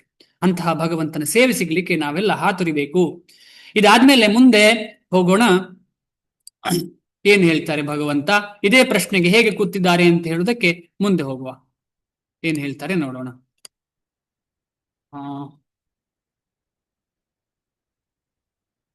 ಈ ಎಲ್ಲ ಶ್ಲೋಕಗಳು ತುಂಬಾ ಇಂಪಾರ್ಟೆಂಟು. ಯಾಕೆಂದ್ರೆ ನಾವೆಲ್ಲ ಈ ವಿಚಾರಗಳನ್ನ ಮನಸ್ಸಿನಲ್ಲಿ ಇಟ್ಕೊಂಡು ನಾವು ನಿಧಾನವಾಗಿ ಇದನ್ನ ನಮ್ಮಲ್ಲಿ ತೊಡಗಿಸಿಕೊಳ್ಬೇಕು. ಈ ವಿಚಾರಗಳನ್ನ ದಿನಾ ಇದನ್ನ ಚಿಂತನೆ ಮಾಡ್ಬೇಕು. ಮನಸ್ಸನ್ನ ಫೋಕಸ್ ಮಾಡಬೇಕು, ಮನಸ್ಸನ್ನ ಭಗವಂತನ ಕಡೆಗೆ ತಗೊಂಡು ಹೋಗ್ಬೇಕು. ನಾನು ಭಗವಂತನ ಸೇವೆಯಲ್ಲಿ ಆನಂದ ಪಡಬೇಕು. ದುಃಖ ಇರುವಾಗ ದುಃಖವನ್ನ ತುಂಬಾ ಚಿಂತೆ ಮಾಡಬಾರದು, ಸುಖ ಬರುವಾಗ ಉಬ್ಬಬಾರದು. ಈ ರೀತಿ ಎಲ್ಲ ನಾವು ದಿನಾ ಚೋತನೆ ಮಾಡಿದ್ರೆ ಜಪದ ಜೊತೆ ಜೊತೆ ಆಗ ಇದು ನಮಗೆ ನಮ್ಮ ಹೃದಯದಲ್ಲಿ ಮನಸ್ಸಿನಲ್ಲಿ ನಾಡ್ತದೆ. ಈಗ ಏನ್ ಹೇಳ್ತಾ ಇದ್ದಾರೆ ಭಗವಂತ ಹೇಳಿ? ಈ ಇಂದ್ರಿಯಗಳು ಎಷ್ಟು ಡೇಂಜರ್ ಇದೆಯಲ್ಲ, ಇಂದ್ರಿಯಗಳ ಬಗ್ಗೆ, ಈ ಡೇಂಜರಸ್ ಇಂದ್ರಿಯಗಳ ಬಗ್ಗೆ ಹೇಳ್ತಾರೆ. ಸ್ವಲ್ಪ ಆಚೆಚೆ ತಪ್ಪಿದ್ರು ಕೂಡ ಬೀಳುದೆ ಗುಂಡಿಗೆ. ಈಗ ಯಾವುದೋ ಒಂದು ಈ ಭವಸಾಗರವನ್ನ, ಈ ಭೂಮಿಯನ್ನ ಇಲ್ಲಿ ನಾವು ಜೀವನ ಮಾಡ್ತಿದ್ದೇವಲ್ಲ, ಇದನ್ನು ಅಂಧಕೂಪ ಅಂತ ಹೇಳಿ ಪ್ರಹ್ಲಾದ ಮಹಾರಾಜರು ಹೇಳ್ತಾರೆ. ಅಂಧಕೂಪ ಅಂತ ಹೇಳಿದ್ರೆ ಕತ್ತಲೆ ಬಾವಿ, ಏನು ಇಲ್ಲ, ಒಳಗೆ ನೋಡಿ ಟಾರ್ಚ್ ಹಾಕಿದ್ರು ತಲುಪದಂತಹ ಕತ್ತಲು ಬಾವಿ. ಕತ್ತಲು ಅಂದ್ರೆ ಘೋರವಾದ ಕತ್ತಲು, ಭಯವಾಗುವಂತಹ ಕತ್ತಲಿರುವ ಬಾವಿ. ನೋಡಿ, ಯೋಚನೆ ಮಾಡಿ, ಬಾವಿಯ ಒಳಗೆ ಬಿದ್ದಿದ್ದೇವೆ ನಾವು. ಯಾರೋ ಒಬ್ಬ ಹಗ್ಗ ಹಾಕಿದ್ದಾರೆ ಬರ್ಲಿಕ್ಕೋಸ್ಕರ. ಹಗ್ಗ ಹಾವೋ ಸಂಶಯ, ಮುಟ್ಲಿಲ್ಲ ಅಂದ್ರೆ ಬರ್ಲಿಕ್ಕೆ ಸಾಧ್ಯ ಇಲ್ಲ. ಹಗ್ಗ ಹಾವೇ ಇರಲಿ ಏನೇ ಇರಲಿ ಹಿಡಿತೇನೆ ಅಂತ ಹೇಳಿ ಹಿಡಿದಿದ್ದಾರೆ. ಆದ್ರೆ ನಿಜವಾದ ಹಗ್ಗ ಯಾರು ಕಳಿಸುವುದು? ಭಗವದ್ ಭಕ್ತರು. ಹಾವನ್ನು ಕಳಿಸುವುದು ಭಗವದ್ ಭಕ್ತರಲ್ಲದಂತಹ ಡೋಂಗಿಯಾದವರು. ನಾನೇ ದೇವರು ಅಂತ ಹೇಳುವ ವ್ಯಕ್ತಿಗಳು ಏನ್ ಕಳಿಸ್ತಾರೆ? ಹಾವನ್ನೇ ಕಳಿಸುದು. ಅದನ್ನ ಹಿಡಿದ್ರೆ ಅಷ್ಟೇ ಕಚ್ಚಿ ಅಲ್ಲೇ ಸಾಯೋದು. ಆದ ಕಾರಣ ನಾವು ಭಗವದ್ ಭಕ್ತರು ಕಳಿಸಿದಂತಹ ಆ ಒಂದು ಹಗ್ಗವನ್ನ ಹಿಡಿದು ಮೇಲೆ ಹತ್ಲಿಕ್ಕೆ ಪ್ರಯತ್ನ ಪಡ್ತಿದ್ದೆ, ಅವರು ಎಳಿತಾ ಇದ್ದಾರೆ. ಆದ್ರೆ ಮಧ್ಯೆ ಸಂಶಯ ಬಂತು, ಅಯ್ಯೋ ಇದೆಲ್ಲ ಬೇಡ ನನಗೆ ಅಂತೇಳಿ ಬಿಟ್ಟು ಬಿಟ್ರೆ ಪುನಃ ಬೆಳೆದು ಅಂಧ ಕೂಪಕ್ಕೆ. ಆದ ಕಾರಣ ಈ ಇಂದ್ರಿಯ ಅಂತ ಹೇಳುದು ಪುನಃ ಪುನಃ ಪುನಃ ಪುನಃ ನಮ್ಮನ್ನು ಈ ಅಂಧ ಕೂಪಕ್ಕೆ ಹಾಕ್ತದೆ. ಒಂದು 2 ದಿನ ಜಪ ಚೆನ್ನಾಗಿ ಮಾಡುದು, 3ನೇ ದಿನ ಒಂದು ಶಾರ್ಟ್ಸ್ ನೋಡುದು, ಅಂಧ ಕೂಪಕ್ಕೆ ಬಿದ್ದೆವು ಪುನಃ. ಆಮೇಲೆ 5ನೇ ದಿನ ಏನೋ ಒಳ್ಳೆ ಜಪ ಮಾಡುದು, ಆಮೇಲೆ ಯಾರೊಬ್ಬ ಮೂವಿಗೆ ಕರೆದ ಮೂವಿಗೆ ಹೋಗುದು, ಅಂಧ ಕೂಪಕ್ಕೆ ಬಿದ್ದೆವು. ಈ ರೀತಿಯಲ್ಲಿ ನಾವು ಹಿಡಿಯುದು ಬೀಳುದು, ಹಿಡಿದು ಬೀಳುದು, ಹಿಡಿದು ಬೀಳುದು, ಇದೇ ನಮ್ಮ ಜೀವನ ಆಗಿಬಿಟ್ಟಿದೆ. ಆದ ಕಾರಣ ಆ ಡೇಂಜರಸ್ ಪೊಸಿಷನ್ ಅನ್ನ ಭಗವಂತ ಇಲ್ಲಿ ಹೇಳ್ತಿದ್ದಾರೆ. ಈ ಇಂದ್ರಿಯಗಳ ಡೇಂಜರ್ ಅಲ್ಲ, ನಮಗೆಲ್ಲ ಭಗವಂತನ ಬಗ್ಗೆ ಆಸಕ್ತಿ ಇದೆ, ಆದ್ರೂ ಕೂಡ ಇಂದ್ರಿಯ ಬಿಡ್ತಾ ಇಲ್ಲ ಅಂತ ಭಗವಂತ ಹೇಳಿದಿಲ್ಲಿ. ನೋಡೋಣ ಈ ಶ್ಲೋಕ, ಅದ್ಭುತವಾದ ಶ್ಲೋಕ. ಯತತೋ ಹ್ಯಪಿ ಕೌಂತೇಯ ಪುರುಷಸ್ಯ ವಿಪಶ್ಚಿತಃ ಇಂದ್ರಿಯಾಣಿ ಪ್ರಮಾಥೀನಿ ಹರಂತಿ ಪ್ರಸಭಂ ಮನಃ. ಅನುವಾದ ಮತ್ತು ಭಾವಾರ್ಥ ಶ್ರೀಲ ಪ್ರಭುಪಾದರಿಂದ. ಜಗದ್ಗುರು ಶ್ರೀಲ ಪ್ರಭುಪಾದರಿಗೆ ಜಯವಾಗಲಿ. ನಮ್ಮೆಲ್ಲರ ನನ್ನ ಶೋಚನೀಯ ವಿಚಾರವನ್ನ ಭಗವಂತ ಇಲ್ಲಿ ಮುಂದಿಡ್ತಿದ್ದಾರೆ. ಎಷ್ಟು ಸಲ ಟೇಸ್ಟ್ ಸಿಕ್ಕಿದ್ರು, ಭಗವಂತನ ಬಗ್ಗೆ ಜಪ ಸ್ವಲ್ಪ ಮಾಡುವಾಗ ಟೇಸ್ಟ್ ಸಿಕ್ಕಿದ್ರು ಪುನಃ ಪುನಃ ಬರುದು ಇಲ್ಲಿಗೆ. ಪುನಃ ಪುನಃ ಮನಸ್ಸು ಎಲ್ಲಿಯೋ ಭೌತಿಕವಾದಂಥ ನಿಸ್ಸಾರವಾದಂಥ ವಿಚಾರಕ್ಕೆ ಹೋಗ್ತಾ ಉಂಟು ಅಂತ ಹೇಳಿ ನಾವು ಎಲ್ರಿಗೂ ಗೊತ್ತಿದ್ದ ವಿಚಾರ. ಅದರ ಬಗ್ಗೆ ಏನ್ ಹೇಳ್ತಾರೆ ನೋಡೋಣ. ಅರ್ಜುನ, ಇಂದ್ರಿಯಗಳು ಎಷ್ಟು ಬಲಶಾಲಿ ಮತ್ತು ಆವೇಶದಿಂದ ಕೆಲಸ ಮಾಡುತ್ತವೆ. ಆವೇಶ, ಈಗ ನಾವೆಲ್ಲಿಯಾದ್ರೂ ಮಂಗಳೂರು ಅಥವಾ ದಕ್ಷಿಣ ಭಾರತಕ್ಕೆ ಎಲ್ಲಿಯಾದ್ರೂ ಹೋದ್ರೆ, ಕೇರಳದಲ್ಲಿ ಆಗಲಿ, ಅಲ್ಲಿ ಭೂತ ಆರಾಧನೆ ಅಂತ ಇದೆ. ಭೂತ ಆರಾಧನೆ ಅಂತ, ಭೂತ ಅಂತ ಹೇಳಿದ್ರೆ ಒಂದು ಭಗವಂತನ ಒಂದು ಗಣ ಅಂತ ಹೇಳ್ಬೋದು, ಕೆಳಗೆ ಇರುವಂತಹ, ಅಂದ್ರೆ ತಮೋಗುಣದ ಸೇವೆ ಅದು, ತಮೋಗುಣದ ಸೇವೆ. ಅಲ್ಲಿ ಏನಾಗ್ತದೆ ಅಂತ ಹೇಳಿದ್ರೆ ಆವೇಶ ಬರ್ತದೆ. ಯಾರಿಗೆ? ಭಕ್ತರಿಗೂ ಬರ್ಬೋದು. ಆ ಭಕ್ತರಲ್ಲ, ಕೃಷ್ಣನ ಭಕ್ತರಿಗೆ ಮಾತ್ರ ಭಕ್ತರು ಅಂತ ಕರೆಯುವುದು. ಏನೇ ಇರಲಿ, ಈಗ ಭೌತಿಕವಾಗಿ ಮಾತನಾಡಿದ್ರೆ ಎಲ್ಲರೂ ಹೇಳ್ತಾರೆ ಅವರನ್ನು ಭಕ್ತರು ಅಂತ, ಆಯ್ತು, ಹಾಗೆ ಇಟ್ಕೊಳ್ಳೋಣ.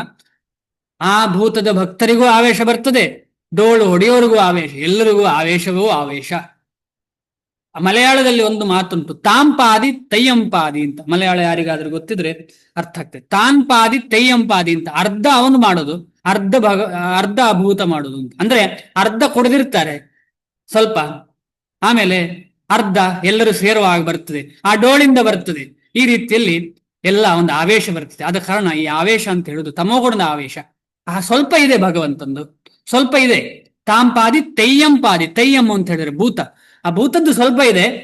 ಅಂದ್ರೆ ಭಗವಂತನ ಗಣ ಅಲ್ವೇ ಅದು, ಅದು ಸುಳ್ಳೇನಲ್ಲ, ಸತ್ಯವೇ ಭಗವಂತನ ಗಣ. ಅದು ಸ್ವಲ್ಪ ಇದೆ, ಆದ್ರೆ ತಾಂಪಾದಿ ಅರ್ಧ ನಾನೇ, ಅರ್ಧ ನನ್ನಿಂದಲೇ ನಡೆಯುವಂಥದ್ದು. ಅಲ್ಲಿ ನಾನೇ ಸ್ವಲ್ಪ ಕೊಡುದು ಆ ಕಡೆ ಈ ಕಡೆ ಆಡುವಾಗ.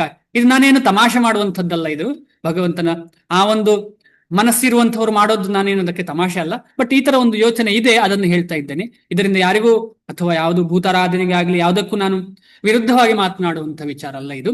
ಈ ಎಲ್ಲದ ಕಡೆಯಲ್ಲೂ ಇದೆ ತಾಂಪಾದಿ ತಯ್ಯಂಪಾದಿ ಅಂತ. ತಾಂಪಾದಿ ಅಂತ ಹೇಳಿದ್ರೆ ನನ್ನದು ಅರ್ಧ, ಭಗವಂತದ್ದು ಅರ್ಧ ಅಂತ. ಇದು ಸೇಮ್ ಭಕ್ತಿಯಲ್ಲಿ ಕೂಡ ಇದೆ, ಭಕ್ತಿಯಲ್ಲಿ ಕೂಡ ಸೇಮ್ ಇದೆ. ಇಲ್ಲಿ ಸಾತ್ವಿಕವಾಗಿ ಮಾಡುವಂತ ವಿಚಾರ, ಸಾತ್ವಿಕವಾಗಿ ಭಗವಂತನ ಪ್ರಜ್ಞೆಯನ್ನ ಬೆಳೆಸುವಂತ ವಿಚಾರ, ಭಗವಂತನನ್ನ ಸೇವೆ ಮಾಡುವಂತ ವಿಚಾರ ಮಾಡುವಾಗ ಇನ್ನರ್ಧ ಭಗವಂತ ನಮಗೆ ಕೃಪೆ ಕೊಡುವಂತ ವಿಚಾರ. ಹಾಗೆ ನಾವು ಭಗವಂತನ ಜೊತೆ ಸೇರುವ ವಿಚಾರ. ಇದು ದಾಮೋದರ ಲೀಲೆಯಲ್ಲಿ ಇದೆ. 2 ಇಂಚು, 1 ಇಂಚು ನಮ್ಮ ಪ್ರಯತ್ನ, 1 ಇಂಚು ಭಗವಂತನ ಆಶೀರ್ವಾದ.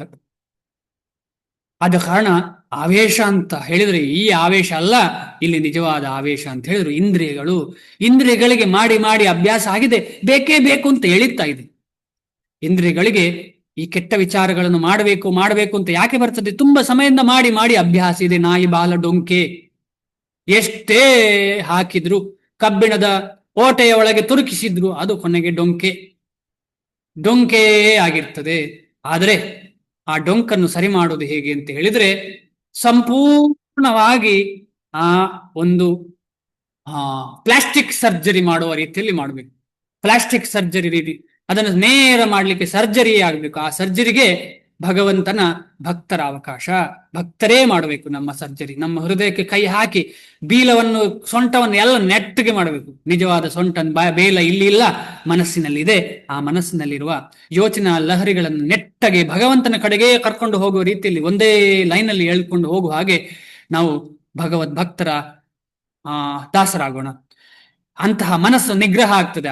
ಅಂತಹ ಇಂದ್ರಿಯಗಳು ನಿಗ್ರಹ ಆಗ್ತದೆ. ಎಂದರೆ ಅವುಗಳನ್ನು ನಿಯಂತ್ರಿಸಲು ಪ್ರಯತ್ನಿಸುತ್ತಿರುವ ವಿವೇಚನಾವಂತ ಮನಸ್ಸು, ಅಂದ್ರೆ ಈ ಬುದ್ಧಿ ಬುದ್ಧಿ ಭಗವಂತನ ಕಡೆ ಹೋಗ್ಬೇಕು, ಭಗವಂತನ ಕೊಡುಗು ಅಂತ ಹೇಳಿದ್ದು ಕೂಡ ಪುನಃ ಪುನಃ ಎಳಿತದಲ್ಲ, ಮನಸ್ಸನ್ನು ಸೆಳೆದುಕೊಂಡು ಹೋಗಿ ಬಿಡುತ್ತದೆ ಇಂದ್ರಿಯಗಳು. ಆ ವಿವೇಕ ಇರುವಂತಹ ಬುದ್ಧಿಯಿಂದ ಕೂಡ ಮನಸ್ಸು ಹೇಳ್ಕೊಬಿಡುತ್ತೆ. ಬುದ್ಧಿಗೆ ಮನಸ್ಸು ಬುದ್ಧಿಗೆ ಶರಣಾಗಬೇಕು, ಆದ್ರೆ ಇಲ್ಲಿ ಬುದ್ಧಿಯೇ ಮನಸ್ಸಿಗೆ ಶರಣಾಗ್ತದೆ. ಬುದ್ಧಿ ಹೇಳ್ತಾ ಉಂಟು ಹಾಗೆ ಮಾಡು, ಆದ್ರೆ ಸ್ವಲ್ಪ ದಿವಸ ಆಗುವಾಗ ಬುದ್ಧಿಯನ್ನು ಕೇಳದೇ ಇಲ್ಲ ಮನಸ್ಸು, ಅದಕ್ಕೆ ಬೇಕಾದ್ದು ಮಾಡ್ತಾ ಇರ್ತದೆ. ಅಂದ್ರೆ ಬುದ್ಧಿ ಮನಸ್ಸಿನ ದಾಸನಾಗ್ತಾನೆ. ಇಲ್ಲಿ ಎಂತ ವಿಪರ್ಯಾಸ ನೋಡಿ. ಅಷ್ಟು ಸಮಯ ಮನಸ್ಸಿಗೆ ಅಭ್ಯಾಸ ಆಗಿದೆ ಹಾಗೆ ಮಾಡುದು, ಬುದ್ಧಿ ಅದನ್ನ ಕೇಳುವುದೇ ಇಲ್ಲ. ಸ್ವಲ್ಪ ಓದಿ ಏನೋ ತಿಳ್ಕೊಂಡಿದ್ದೇನೆ, ಹೀಗೆಲ್ಲ ಮಾಡಬಾರ್ದು, ಆದ್ರೆ ಪುನಃ ಹಾಗೆ ಮಾಡುದು. ಸಿಗರೇಟ್ ಪ್ಯಾಕಿನಲ್ಲಿ ಬರ್ದುಂಟು ಇಂಜೂರಿಯಸ್ ಟು ಹೆಲ್ತ್, ಸಿಗರೇಟ್ ಎಳಿಬಾರ್ದು, ಆದ್ರೆ ಅದನ್ನು ನೋಡ್ತೇನೆ, ಓದ್ತೇನೆ, ಎಳಿತೇನೆ. ಅದೇ ರೀತಿ ಎಲ್ಲ ಶಾಸ್ತ್ರ ಹೇಳ್ತದೆ ಹಾಗೆ ಮಾಡಬಾರ್ದು, ಹೀಗೆ ಮಾಡಬಾರ್ದು, ಆದ್ರೆ ನಾನು ಅದನ್ನೇ ಮಾಡ್ತಾ ಇರ್ತೇನೆ. ಯಾಕೆ ಅಂತ ಹೇಳಿದ್ರೆ ಬುದ್ಧಿಗೆ ಸ್ವಲ್ಪ ಅರ್ಥ ಆದ್ರೂ ಕೂಡ ಮನಸ್ಸು ಬಿಡುವುದಿಲ್ಲ. ಆದ ಕಾರಣ ಸಂಘ ಬೇಕು. ಅದು ಮುಂದೆ ಹೋಗುವಾಗ ನಮಗೆ ಅರ್ಥ ಆಗ್ತದೆ ಸಂಘದ ಒಂದು ಮಹತ್ವ. ಇಂದ್ರಿಯಗಳನ್ನು ಗೆಲ್ಲಲು ಪ್ರಯತ್ನಿಸುವ ಎಷ್ಟೋ ಮಂದಿ ವಿದ್ವಾಂಸರಾದ ಸಾಧುಗಳು, ತತ್ವಜ್ಞಾನಿಗಳು ಮತ್ತು ಆಧ್ಯಾತ್ಮಿಕವಾದಿಗಳು ಇದ್ದಾರೆ. ಆದರೆ ಅವರು ಎಷ್ಟೇ ಪ್ರಯತ್ನ ಪಟ್ಟರೂ ಅವರಲ್ಲಿ ಅತ್ಯಂತ ಶ್ರೇಷ್ಠರಾದವರು ಸಹ ಕ್ಷೋಭೆಗೊಂಡ ಮನಸ್ಸಿನ ಕಾರಣದಿಂದ ಐಹಿಕ ಇಂದ್ರಿಯ ಭೋಗಕ್ಕೆ ಒಮ್ಮೊಮ್ಮೆ ಬಲಿಯಾಗುತ್ತಾರೆ. ತುಂಬಾ ಉದಾಹರಣೆ ಇದೆ. ವಿಶ್ವಾಮಿತ್ರ ಮುನಿಗಳು, ಈ ರೀತಿ ತುಂಬಾ ಉದಾಹರಣೆಗಳಿವೆ. ಇಲ್ಲೇ ಕೊಟ್ಟಿದ್ದಾರೆ. ಮಹರ್ಷಿಯು ಪರಿಪೂರ್ಣ ಯೋಗಿಯೂ ಆಗಿದ್ದ ವಿಶ್ವಾಮಿತ್ರರು ಕಠಿಣ ತಪಸ್ಸಿನಿಂದ ಮತ್ತು ಯೋಗಾಭ್ಯಾಸದಿಂದ ಇಂದ್ರಿಯ ನಿಗ್ರಹಕ್ಕೆ ಶ್ರಮಿಸುತ್ತಿದ್ದರು. ಆದರೂ ಮೇನಕೆಯು ಅವರನ್ನು ಕಾಮ ಸುಖಕ್ಕೆಳೆದು ದಾರಿ ತಪ್ಪಿಸಿದಳು. ಪ್ರಪಂಚದ ಚರಿತ್ರೆಯಲ್ಲಿ ಇಂತಹ ಎಷ್ಟೋ ನಿದರ್ಶನಗಳಿವೆ. ಆದ್ದರಿಂದ ಪೂರ್ಣ ಕೃಷ್ಣ ಪ್ರಜ್ಞೆ ಇಲ್ಲದೆ ಮನಸ್ಸನ್ನು ಇಂದ್ರಿಯಗಳನ್ನು ನಿಯಂತ್ರಿಸುವುದು ಬಹು ಕಷ್ಟ. ಮನಸ್ಸನ್ನು ಕೃಷ್ಣನಲ್ಲಿ ನಿಲ್ಲಿಸದೆ ಇಂತಹ ಐಹಿಕ ಚಟುವಟಿಕೆಗಳನ್ನು ಕೊನೆಗಾಣಿಸಲು ಸಾಧ್ಯವಿಲ್ಲ.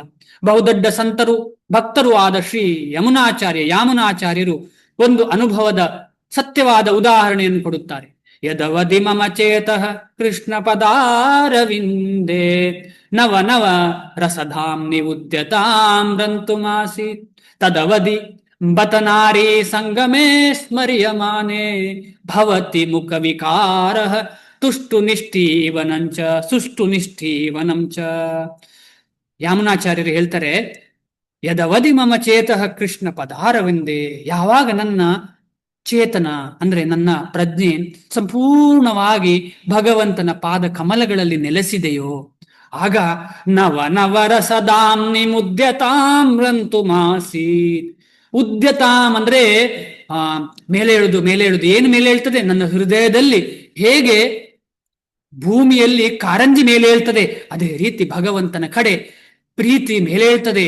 ಹೊಸ ಹೊಸ ಹೊಸ ಹೊಸ ರೀತಿಯ ಒಂದು ಪ್ರೀತಿಯ ಸಂಬಂಧ ನನಗೆ ಭಗವಂತನ ಮತ್ತು ಭಕ್ತರ ಜೊತೆ ಸೇರ್ತಾ ಉಂಟು. ಎಷ್ಟು ಮಧುರವಾದಂತಹ ಒಂದು ಪ್ರೀತಿ ಭಗವಂತನ ಕಡೆ ಬರ್ತಾ ಉಂಟು. ನವ ನವ ಹೊಸ್ತು ನವ ನವ ರಸಧಾಂ ನಿವುದ್ಯತಾಂ ರಂತುಮಾಸೀತ್. ನೆಕ್ಸ್ಟ್ ವಿಪರೀತವಾದ ಏನು ಅಂತ ಹೇಳಿ, ತದವದಿ ಬತನಾರಿ ಸಂಗಮೇ ಸ್ಮರ್ಯಮಾನೆ. ಆದ್ರೆ ಯಾವಾಗ ಇದೆಲ್ಲ ಬರುವಾಗ, ಭಗವಂತನ ಭಕ್ತಿ ನಮಗೆ ಬರುವಾಗ ಏನಾಗ್ತದೆ ಅಂತ ಹೇಳಿದ್ರೆ, ಯಾವಾಗ ನಾನು ವಿರುದ್ಧ ಲಿಂಗವನ್ನ ಅಂದ್ರೆ ಬೇರೆ ಗಂಡಸಿಗೆ ಹೆಣ್ಣಾಗ್ಲಿ ಹೆಂಡಗೆ ಗಂಡಾಗ್ಲಿ ನೋಡುವಾಗ ಅವರು ಭಗವಂತನ ಭಕ್ತರು ಅಂತ ತಕೊಳ್ಳೋದು ವಿನಃ ನಾವು ಅವರನ್ನ ಯಾವತ್ತೂ ಕೂಡ ನನ್ನ ಸುಖಕ್ಕೋಸ್ಕರ ಉಪಯೋಗಿಸುವುದಿಲ್ಲ. ಅವರ ಜೊತೆ ಸಂಗಮದ ಬಗ್ಗೆ ನಾವು ಚಿಂತೆ ಮಾಡುವುದಿಲ್ಲ. ಒಂದೇ ಚಿಂತೆ, ಇವರೆಲ್ಲರೂ ಭಗವಂತನ ದಾಸರು, ನಾನು ಅವರ ಸೇವೆ ಮಾಡಬೇಕು ಅಂತ ಹೇಳುವ ಚಿಂತೆ. ಇವರೆಲ್ಲರ ಸೇವೆ ಮಾಡುವುದು ನನ್ನ ಉದ್ದೇಶ ಅಂತ ಹೇಳುವಂಥದ್ದು ಚಿಂತೆ. ಹೀಗೆ ಆಚಾರ್ಯರು ಎಲ್ಲರ ಸೇವೆ ಮಾಡ್ತಾ ಇದ್ರು, ಎಲ್ಲರ ಸೇವೆ ಮಾಡ್ತಾರೆ. ಆ ರೀತಿಯಲ್ಲಿ ಅಂತಹ ಯೋಚನೆ ಬರುವಾಗ, ನಾರಿ ಸಂಗಮವಾಗ್ಲಿ ಪುರುಷ ಸಂಗಮವಾಗ್ಲಿ ಯೋಚನೆ ಬರುವಾಗ ನನ್ನ ಬಾಯಿಯ ನಾಲೆಗಳೆಲ್ಲ ತಿವಿಚಿ ಬೇಡ ಅಂತ ಅನ್ನಿಸ್ತದೆ. ಅದಲ್ಲದೆ ಉಗುಳುವ ಆ ಭಾವನೆಗೆ ಉಗುಳೋಣ, ಆ ತರ ಭಾವನೆ ಬಂದ್ರೆ ಆ ಭಾವನೆಗೆ ಉಗುಳೋಣ ಅಂತ ಹೇಳುವಂತ ಮನಸ್ಸು ನನಗಂತೂ ಇಲ್ಲ, ಯಾರಿಗಿದೆಯೋ ಗೊತ್ತಿಲ್ಲ. ಇಂತಹ ಸ್ಥಿತಿಗೆ ನಮ್ಮನ್ನ ಕರ್ಕೊಂಡು ಹೋಗ್ಲಿ ಭಗವಂತ ಹೇಳಿ ನಾವು ಕೇಳ್ಕೊಳ್ಳೋಣ. ಅಷ್ಟು ಸುಲಭವಾದ ವಿಚಾರ ಅಲ್ಲ. ಮಾತನಾಡುವುದು ಸುಲಭ, ಕೇಳುವುದು ಸುಲಭ, ಹೃದಯದಲ್ಲಿ ಪರಿವರ್ತನೆ ಸುಲಭವಲ್ಲ. ಭಗವಂತನ ದಾಸರ ಸಂಘದಿಂದ ಮಾತ್ರವೇ ಈ ಭಗವಂತನ ಕಡೆಗೆ ಈ ರೀತಿಯ ಪರಿವರ್ತನೆ ಆಗಲಿಕ್ಕೆ ಸಾಧ್ಯ. ಆದ ಕಾರಣ ನಾವು ಮುಂಚೆ ಹೇಳಿದ ಹಾಗೆ ನಾವು ರೋಗಕ್ಕೆ ತುತ್ತಾಗಬಾರದು. ಈ ಉಗುಳುವಂತಹ ರೋಗ ಇದು ಯಾವುದು? ನಾರಿ ಸಂಗಮ. ಆ ನಾರಿ ಸಂಗಮ ಇಲ್ಲಿ ಹೇಳಿದ್ರೆ ಏನೇ ಸಂಗಮ ಅಂದ್ರೆ ನಮ್ಮ ಕಾಮನೆಗಳನ್ನ ಪೂರ್ತಿ ಮಾಡುವಂಥದ್ದು, ರಸ ರಕ್ತ ಮಾಂಸ ಮೇಧಸ್ಸುಗಳ ಒಂದು ಆಸೆ ಆಕಾಂಕ್ಷೆಗಳನ್ನು ನಾವು ತೃಪ್ತಿಪಡಿಸುವಂತಹ ಒಂದು ರಸದ ಆಸಕ್ತಿ. ಇನ್ನು ಏನೋ ತಿನ್ಬೇಕು, ಹೋಗ್ಬೇಕು, ಮಾಂಸಾಹಾರ ತಿನ್ಬೇಕು, ಇದೆಲ್ಲ ರಸದ ಆಸಕ್ತಿ. ಭಗವಂತನ ಪ್ರಸಾದದಲ್ಲಿ ಆಸಕ್ತಿ ಇಲ್ಲ. ಈ ರೀತಿಯಲ್ಲಿ ಎಲ್ಲಾ ರಸರಕ್ತಾದಿಗಳು ನಮಗೆ ಅದು ಬೇಕು ಇದು ಬೇಕು ಹಾಗೆ ಹೀಗೆ ಅಂತ ನಮ್ಗೆ ಇಂದ್ರಿಯಗಳ ಮುಖಾಂತರ ತೃಪ್ತಿಪಡಿಸ್ಲಿಕ್ಕೆ ಕಾಯ್ತಾ ಇರ್ತದೆ. ಆದ ಕಾರಣ ಅದರಿಂದ ದೂರ ಬರಬೇಕು ಅಂತ ಹೇಳಿದ್ರೆ ನಾವು ಭಗವಂತನ ವಾಣಿಯ ಸಂಘ, ಭಕ್ತರ ಸಂಘ ಮಾಡೋಣ. ಕೃಷ್ಣ ಪ್ರಜ್ಞೆಯು ಆಧ್ಯಾತ್ಮಿಕವಾಗಿ ಎಂತಹ ಸೊಗಸಾದ ಸಂಗತಿ ಎಂದರೆ ತಾನಾಗಿಯೇ ಐಹಿಕ ಸುಖವು ಅಸಹ್ಯವಾಗುತ್ತದೆ. ಇದು ಹಸಿದ ಮನುಷ್ಯನು ಸಾಕಷ್ಟು ಪ್ರಮಾಣದಲ್ಲಿ ಪುಷ್ಟಿಕರವಾದ ಆಹಾರವನ್ನು ತಿಂದು ಹಸಿವನ್ನು ಕೊಡಿಸಿಕೊಂಡಂತೆ. ಈಗ ಚೆನ್ನಾಗಿ ತಿಂದ ಮೇಲೆ ಹಸಿತಾ ಉಂಟು, ತುಂಬಾ ಚೆನ್ನಾಗಿ ತಿಂದ ಮೇಲೆ ಯಾರಾದ್ರೂ ಬೇರೆಯವರು ಬಂದು ಹೇಳ್ಬೇಕಾ ಸಾಕಪ್ಪ ನಿನಗೆ ಹೊಟ್ಟೆ ತುಂಬಿದೆ ಅಂತ? ಇಲ್ಲ, ನನಗೆ ಅರ್ಥ ಆಗ್ತದೆ. ಅದೇ ರೀತಿಯಲ್ಲಿ ಭಗವತ್ ಪ್ರಜ್ಞೆಯನ್ನು ಬೆಳೆಸಿದ್ರೆ ನನಗೆ ಬೇರೆ ಯಾವುದ್ರ ಅಗತ್ಯ ಇಲ್ಲ, ಯಾರು ಹೇಳುವ ಅಗತ್ಯ ಇಲ್ಲ, ನನಗೆ ಅರ್ಥ ಆಗ್ತದೆ ಕೃಷ್ಣನ ಪ್ರೀತಿ ನನಗೆ ಬೆಳೆದಿದೆ ಅಂತ ಹೇಳಿ. ಅದಕ್ಕೆ ಹೇಳ್ತಾರೆ ಫಲೇನ ಪರಿಚೀಯತೆ ಅಂತ ಹೇಳಿ. ಶಾಸ್ತ್ರ ಹೇಳುತ್ತೆ ನಮಗೆ ಫಲದಿಂದ ಗೊತ್ತಾಗ್ತದೆ. ನಾನು ಜಪ ಮಾಡ್ತಾ ಇರುವಾಗ ನನಗೆ ಆಸಕ್ತಿ ಬೆಳೀತಾ ಉಂಟು ಅಂತ ಹೇಳಿದ್ರೆ ಅದೇ ಫಲ, ಆಸಕ್ತಿ ಬೆಳೀತಾ ಇರುವಂತದ್ದೇ ಫಲ. ಆ ಫಲದಿಂದ ನಮಗೆ ಗೊತ್ತಾಗ್ತದೆ ನನಗೆ ಭಗವಂತನ ಕಡೆಗೆ ಪ್ರೀತಿ ಬೆಳೀತಾ ಉಂಟು. ಅದಲ್ಲದೆ ನನಗೆ ಇಲ್ಲಿ ಭೌತಿಕವಾಗಿ ನನಗೆ ಯಾವುದೇ ಆಸಕ್ತಿ ಕಡಿಮೆ ಆಗ್ತಾ ಉಂಟು ಅಂತ ಅನಿಸಿದ್ರೆ ಭಗವಂತನ ಕಡೆಗೆ ಹೋಗ್ತಾ ಇದ್ದೇನೆ ಅಂತ ಅರ್ಥ. ಮಹಾರಾಜ ಅಂಬರೀಷನ ಮನಸ್ಸು ಕೃಷ್ಣ ಪ್ರಜ್ಞೆಯಲ್ಲಿ ನೆಲೆಸಿದುದರಿಂದ ಅವನು ಮಹಾಯೋಗಿ ದುರ್ವಾಸ ಮುನಿಯನ್ನು ಸೋಲಿಸಿದ. ಈ ಕಥೆಯನ್ನು ನಾವು ಹಿಂದೆ ಕೇಳಿದ್ದೇವೆ. ಸವೈ ಮನಃ ಕೃಷ್ಣ ಪದಾರವಿಂದಯೋರ್ ವಾಚಾಂಸಿ ವೈಕುಂಠ ಗುಣಾನುವರ್ಣನೆ ಕರೌ ಹರೇರ್ ಮಂದಿರ ಮಾರ್ಜನಾದಿಷು ಶ್ರುತಿಂ ಚಕಾರಾಚ್ಯುತ ಸತ್ಕತೋದಯೇ. ಇಲ್ಲಿ ನೋಡಿ, ದೂರ್ವಾಸ ಮುನಿ ಮಹಾಯೋಗಿ, ಆದ್ರೆ ಕೃಷ್ಣ ಪ್ರಜ್ಞೆಯನ್ನು ಬೆಳೆಸಿಕೊಳ್ಳಿಲ್ಲ. ಆಮೇಲೆ ಭಗವದ್ ಭಕ್ತರ ಸಂಘ ಮಾಡಲಿಲ್ಲ. ಆದ್ರೆ ಮಹಾಯೋಗಿ ಆದಂತಹ ಇನ್ನೊಬ್ರು ಯಾರು? ಕೃಷ್ಣ ಪ್ರಜ್ಞೆಯ ಯೋಗಿ ಆದಂತಹ ಅಂಬರೀಷ ಮಹಾರಾಜರು ಸಂಪೂರ್ಣವಾಗಿ ಭಗವತ್ ಪ್ರಜ್ಞೆಯನ್ನು ಬೆಳೆಸಿದವರು. ಅದಲ್ಲದೆ ಭಗವಂತನ ದಾಸರ ಸೇವೆ ಮಾಡಿದಂಥವರು. ಅವರನ್ನ ಸೋಲಿಸ್ಲಿಕ್ಕೆ ಆಗ್ಲೇ ಇಲ್ಲ ದುರ್ವಾಸ ಮುನಿಗಳಿಗೆ. ಕೊನೆಗೆ ದುರ್ವಾಸ ಮುನಿಗಳು ಮಹಾರಾಜ ಅಂಬರೀಷರ ಕಾಲು ಹಿಡಿದು ನನ್ನನ್ನು ಕ್ಷಮಿಸಪ್ಪ, ನನ್ನನ್ನು ಸೇವೆ ಮಾಡುವಂತ ಕೇಳುವಂತ ಸ್ಥಿತಿ ಬಂತು. ಆದ ಕಾರಣ ಭಕ್ತರಿಗೆ ಶ್ರೇಷ್ಠತೆ ಮೇಲೆ ಇರುವಂತರು ಭಕ್ತರು. ಆದ ಕಾರಣ ನಾವೆಲ್ಲರೂ ಅಂತಹ ಶುದ್ಧ ಭಕ್ತರ ದಾಸರಾಗೋಣ. ಮುಂದೆ ಹೋಗ್ತೇನೆ. 61ನೇ ಶ್ಲೋಕ. ಆದ ಕಾರಣ ಈ ಇಂದ್ರಿಯಗಳನ್ನು ತುಂಬಾ ಕಷ್ಟ. ಆದ ಕಾರಣ ಇಂದ್ರಿಯನ್ನ ಸಂಯಮ ಮಾಡು ಅಂತ ಹೇಳಿ ಭಗವಂತ ಹೇಳ್ತಾರೆ. ಆ ಸಂಯಮ ಮಾಡಿ ಕೂತಿಕೊಳ್ಳಿಸೋದನ್ನ ಅದಕ್ಕೆ ಹೇಳುದು ಆಸೀನರಾಗು ಅಂತ ಹೇಳಿ. ಇಂದ್ರಿಯವನ್ನ ಸಂಪೂರ್ಣವಾಗಿ ಎಳೆದು ಕೂತ್ಕೊಳ್ಳಿಸುವುದಲ್ಲಿ ಇಲ್ಲೇ ನಿಲ್ಲು ನೀನು ಅಂತ ಹೇಳಿ.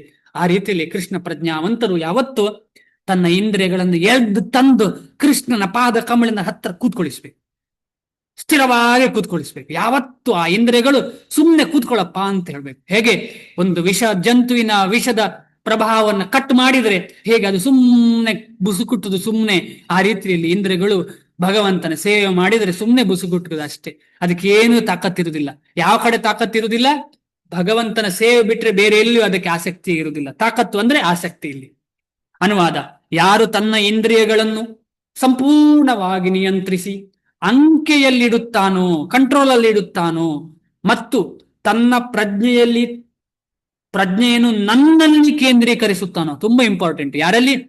ಮತ್ಪರಹ, ಭಗವಂತನಲ್ಲಿ ಕೇಂದ್ರೀಕರಿಸುತ್ತಾನೋ ಅವನನ್ನು ಸ್ಥಿರ ಬುದ್ಧಿಯವನು ಎಂದು ಕರೆಯುತ್ತಾರೆ. ತುಂಬಾ ಇಂಪಾರ್ಟೆಂಟ್ ವಿಚಾರ.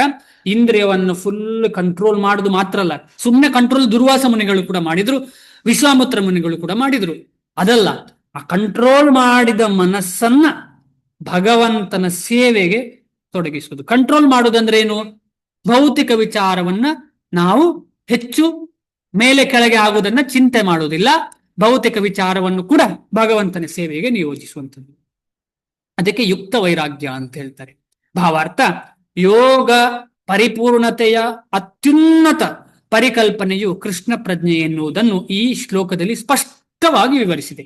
ಭಗವಂತ ಮತ್ಪರ, ಕೃಷ್ಣನ ಕಡೆಗೆ ಹೋಗುವುದೇ ಟಾಪ್ ಮೋಸ್ಟ್ ಯೋಗ ಅಂತ ಹೇಳಿ ಭಗವಂತನೇ ಇಲ್ಲಿ ಕ್ಲಿಯರ್ ಆಗಿ ಹೇಳ್ತಾನೆ. ಇನ್ನು ಯಾರಾದ್ರೂ ಅಯ್ಯೋ ಕೃಷ್ಣನನ್ನು ಯಾಕೆ ಪೂಜಿಸಬೇಕು, ಕೃಷ್ಣನ ಹೊರತಾಗಿ ಬೇರೆ ತುಂಬಾ ದೇವರುಗಳಿದ್ದಾರೆ, ಯಾಕೆ ಕೃಷ್ಣನನ್ನೇ ಪೂಜೆ ಮಾಡಬೇಕು, ಬೇಡ ನಾನು ಒಂದು ಪಾಯಿಂಟ್ ಅನ್ನು ಫೋಕಸ್ ಮಾಡ್ತೇನೆ, ಬೇಡ ನಾನು ಸಮುದ್ರವನ್ನ ಫೋಕಸ್ ಮಾಡ್ತೇನೆ, ಹಾಗೆ ಮಾಡ್ತೇನೆ ಹೀಗೆ ಮಾಡ್ತೇನೆ ಅಂತ ಹೇಳಿದ್ರೆ ಅದಕ್ಕೆ ಅರ್ಥವೇ ಇಲ್ಲ. ಯಾಕೆಂದ್ರೆ ಮತ್ ಪರಹ ಅಂತ ಹೇಳುವುದಕ್ಕೆ ಬೇರೆ ಯಾವ ರೀತಿಯಲ್ಲಿ ನಾವು ವಿಶ್ಲೇಷಣೆ ಕೊಡ್ಲಿಕ್ಕೆ ಸಾಧ್ಯ ಇಲ್ಲ. ಮತ್ ಪರಹ ಅಂತ ಹೇಳಿದ್ರೆ ಏನು?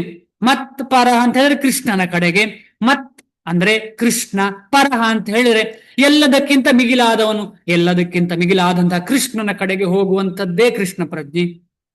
ಆದ ಕಾರಣ ಕೃಷ್ಣ ಪ್ರಜ್ಞೆಯೇ ಸರ್ವ ಉತ್ತಮವಾದಂತ ಉತ್ಕೃಷ್ಟವಾದಂತ ಮೇಲ್ದರ್ಜೆಯ ಯೋಗ ಅಂತ ಹೇಳಿ ನಮಗೆ ಈ ಶ್ಲೋಕದಿಂದ ಸಂಪೂರ್ಣವಾಗಿ ಅರ್ಥ ಆಯಿತು. ಮನುಷ್ಯನಿಗೆ ಕೃಷ್ಣ ಪ್ರಜ್ಞೆ ಇಲ್ಲದಿದ್ದರೆ ಇಂದ್ರಿಯಗಳನ್ನು ನಿಯಂತ್ರಿಸುವುದು ಸಾಧ್ಯವೇ ಇಲ್ಲ. ಈ ಉದಾಹರಣೆಗಳಿಂದ ನಮ್ಗೆ ಅರ್ಥ ಆಯ್ತು. ವಿಶ್ವಾಮಿತ್ರ ಮೇನಕೆ ಆಗ್ಲಿ, ದುರ್ವಾಸಮುನಿ, ಅಂಬರೀಷ್ ಆಗ್ಲಿ, ಇದೆಲ್ಲದರಿಂದ ನಮಗೆ ಅರ್ಥ ಆಗಿದೆ ಕೃಷ್ಣ ಪ್ರಜ್ಞೆಯಲ್ಲಿ ಸ್ಥಿರರಾಗಿಲ್ಲ ಅಂತ ಹೇಳಿದ್ರೆ ಮನಸ್ಸನ್ನ, ಇಂದ್ರಿಯವನ್ನ ಹತೋಟಿಯಲ್ಲಿ ಮಾಡ್ಲಿಕ್ಕೆ ಸಾಧ್ಯವೇ ಇಲ್ಲ. ಮೇಲೆ ಹೇಳಿದಂತೆ ದುರ್ವಾಸ ಮುನಿಯು ಅಂಬರೀಷ ಮಹಾರಾಜರೊಂದಿಗೆ ಜಗಳವನ್ನು ಪ್ರಾರಂಭಿಸಿದ. ದುರ್ವಾಸ ಮುನಿಯು ಅಹಂಕಾರದಿಂದ ಅನಗತ್ಯವಾಗಿ ಕೋಪ ಮಾಡಿಕೊಂಡ. ಆದುದರಿಂದ ತನ್ನ ಇಂದ್ರಿಯಗಳನ್ನು ಅಂಕೆಯಲ್ಲಿಡಲಾಗಲಿಲ್ಲ. ರಾಜನು ಋಷಿಯಂತಹ ಶಕ್ತಿವಂತ ಯೋಗಿಯಲ್ಲ, ಆದರೂ ಭಗವಂತನ ಭಕ್ತನಾದ್ದರಿಂದ ಋಷಿಯು ಮಾಡಿದ ಅನ್ಯಾಯವನ್ನೆಲ್ಲ ಮೌನವಾಗಿ ಸಹಿಸಿಕೊಂಡ. ನೋಡಿ, ಸಹಿಷ್ಣುತೆ, ಕ್ರೋಧ ಮತ್ತು ಸಹಿಷ್ಣುತೆ ನಾವು ಓದಿದ್ದೇವಲ್ಲ, ತಿತಿಕ್ಷಾ ಅಂತ ಹೇಳಿ, ತಿತಿಕ್ಷಾ ಗುಣ. ತಾಂ ತಿತಿಕ್ಷ ಸ್ವಭಾರತ ಭಗವಂತ ಹೇಳ್ತಿದ್ದಾನೆ. ಆ ಗುಣವನ್ನು ಅಂಬರೀಷ ಮಹಾರಾಜರು ನೋಡಿ ಇಲ್ಲಿ ಮೌನವಾಗಿ ಸಹಿಸಿಕೊಂಡ ಮತ್ತು ಇದರಿಂದ ವಿಜಯವನ್ನು ಸಾಧಿಸಿದ. ಆ ಸಹಿಷ್ಣುತೆ ಗುಣದಿಂದ ವಿಜಯವನ್ನು ಸಾಧಿಸಿದ. ಶ್ರೀಮದ್ ಭಾಗವತದಲ್ಲಿ ಹೇಳಿರುವಂತೆ 9ನೇ ಸ್ಕಂದ 4ನೇ ಅಧ್ಯಾಯ 18ರಿಂದ 20ನೇ ಶ್ಲೋಕ, ಈ ಕೆಳಗಿನ ಅರ್ಹತೆಗಳಿಂದ ರಾಜನು ತನ್ನ ಇಂದ್ರಿಯಗಳನ್ನು ನಿಯಂತ್ರಿಸಲು ಸಾಧ್ಯವಾಯಿತು.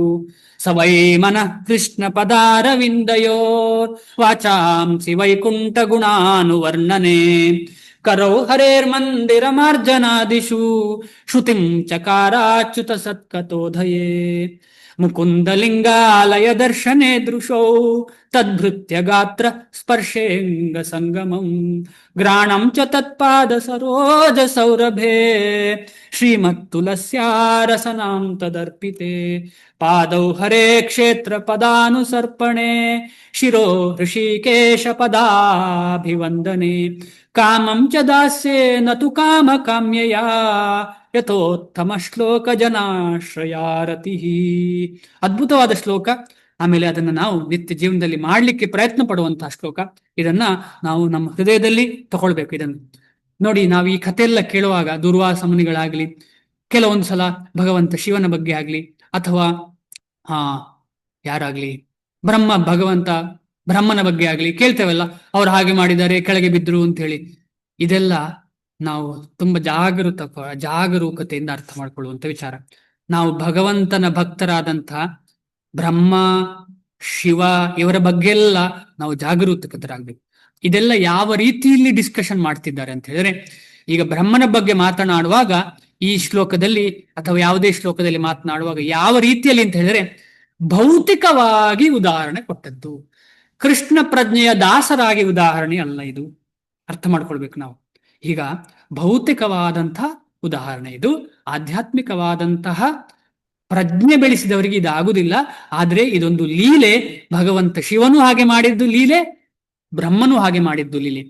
ಬ್ರಹ್ಮನು ತನ್ನ ಮಗಳ ಜೊತೆಯೇ ಸಂಬಂಧವನ್ನ ಬೆಳೆಸಿದ್ದಂಥದ್ದು ನೀವು ಕೇಳಿರ್ತೀರಿ. ಅದು ಒಂದು ಲೀಲೆ. ಆದ ಕಾರಣ ಅಯ್ಯೋ ಬ್ರಹ್ಮನೇ ಹಾಗೆ ಮಾಡಿದ್ನಾ? ಅಲ್ಲ, ಇದು ಭೌತಿಕವಾಗಿ ನಮಗೆ ತೋರಿಸಲಿಕ್ಕೋಸ್ಕರ ಹೀಗೆಲ್ಲ ಪ್ರಾಬ್ಲಮ್ ಇದೆ ಇಂದ್ರಿಯಗಳದ್ದು, ಎಷ್ಟೇ ಮೇಲೆ ಇದ್ರೂ ಹೀಗೆ ಆಗ್ತದೆ ಅಂತ ಹೇಳಿ ತೋರಿಸ್ಲಿಕ್ಕೋಸ್ಕರ ಮಾಡುವಂಥದ್ದು ಇದು. ಆದ ಕಾರಣ ನಾವು ಎಳ್ಳಷ್ಟು ಕೂಡ ನಾವು ಅಪರಾಧ ಮಾಡಬಾರ್ದು. ಬ್ರಹ್ಮ ಆಗ್ಲಿ, ದುರ್ವಾಸ ಮುನಿಗಳಾಗ್ಲಿ, ನಾವು ದುರ್ವಾಸ ಮುನಿಗಳ ಲೆವೆಲ್ಗೂ ಬರಲಿಲ್ಲ, ಬ್ರಹ್ಮನ ಲೆವೆಲ್ಗೂ ಬರಲಿಲ್ಲ, ನಾವು ಏನೂ ಇಲ್ಲ.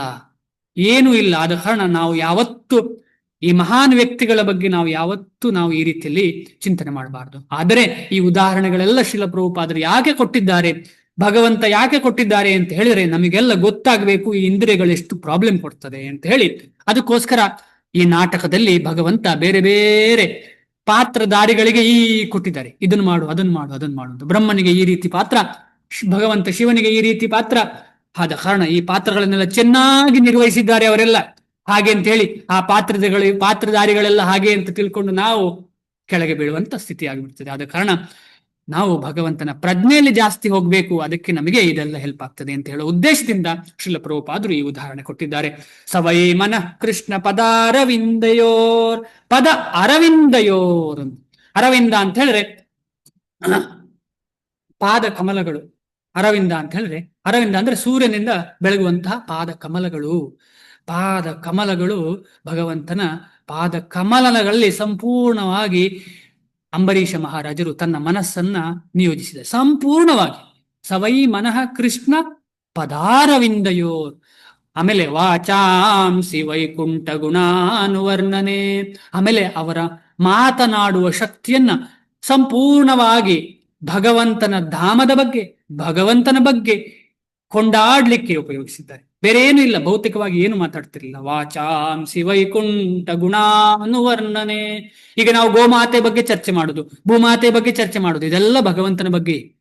ಈಗ ರಾಜನಾದವನು ಇದೆಲ್ಲ ಮಾತಾಡ್ಬೇಕಾಗ್ತದೆ, ಆದ್ರೆ ಅವನು ಮಾತಾಡಿದ್ದೆಲ್ಲ ಭಗವಂತನ ಸೇವೆ ಆಗಿರ್ತದೆ. ಯಾಕೆಂದ್ರೆ ಸದ್ಭಕ್ತರಾಗಿ ಅಂಬರೀಷ ಮಹಾರಾಜರು ತಮ್ಮ ಎಲ್ಲಾ ಪ್ರಜೆಗಳನ್ನ ಭಕ್ತರನ್ನಾಗಿ ಮಾಡ್ಲಿಕ್ಕೆ ಪ್ರಯತ್ನ ಪಡುವಂತಹವರು. ಆದ ಕಾರಣ ಸತ್ಪ್ರಜೆಯರ್ ಅಂತ ಹೇಳಿದ್ರೆ ಎಲ್ಲರೂ ಭಕ್ತರಾಗುವುದಕ್ಕೆ ಸತ್ಪ್ರಜೆರಾಗುವುದು. ನಿಜವಾಗಿ ನಾನು ಸತ್ಪ್ರಜೆ ಅಂತ ಹೇಳಿದ್ರೆ ನಾನು ಭಕ್ತನಾಗ್ಬೇಕು. ಯಾಕೆಂದ್ರೆ ಪ್ರಜಾ ಅಂತ ಹೇಳಿದ್ರೆ ಯಾರು ಪ್ರಜೆ? ಭಗವಂತನ ದಾಸರೇ ಪ್ರಜೆರು. ಹುಲ್ಲಾಗ್ಲಿ, ಕಡ್ಡಿ ಆಗ್ಲಿ, ಮರವಾಗ್ಲಿ, ಆಮೆಯಾಗ್ಲಿ, ಎಮ್ಮೆ ಆಗ್ಲಿ, ಮನುಷ್ಯನಾಗ್ಲಿ ಎಲ್ಲರೂ ಪ್ರಜೆಗಳೇ. ಅದು ಯಾರ ದಾಸರು? ಭಗವಂತನ ದಾಸರು ಎಲ್ಲರೂ.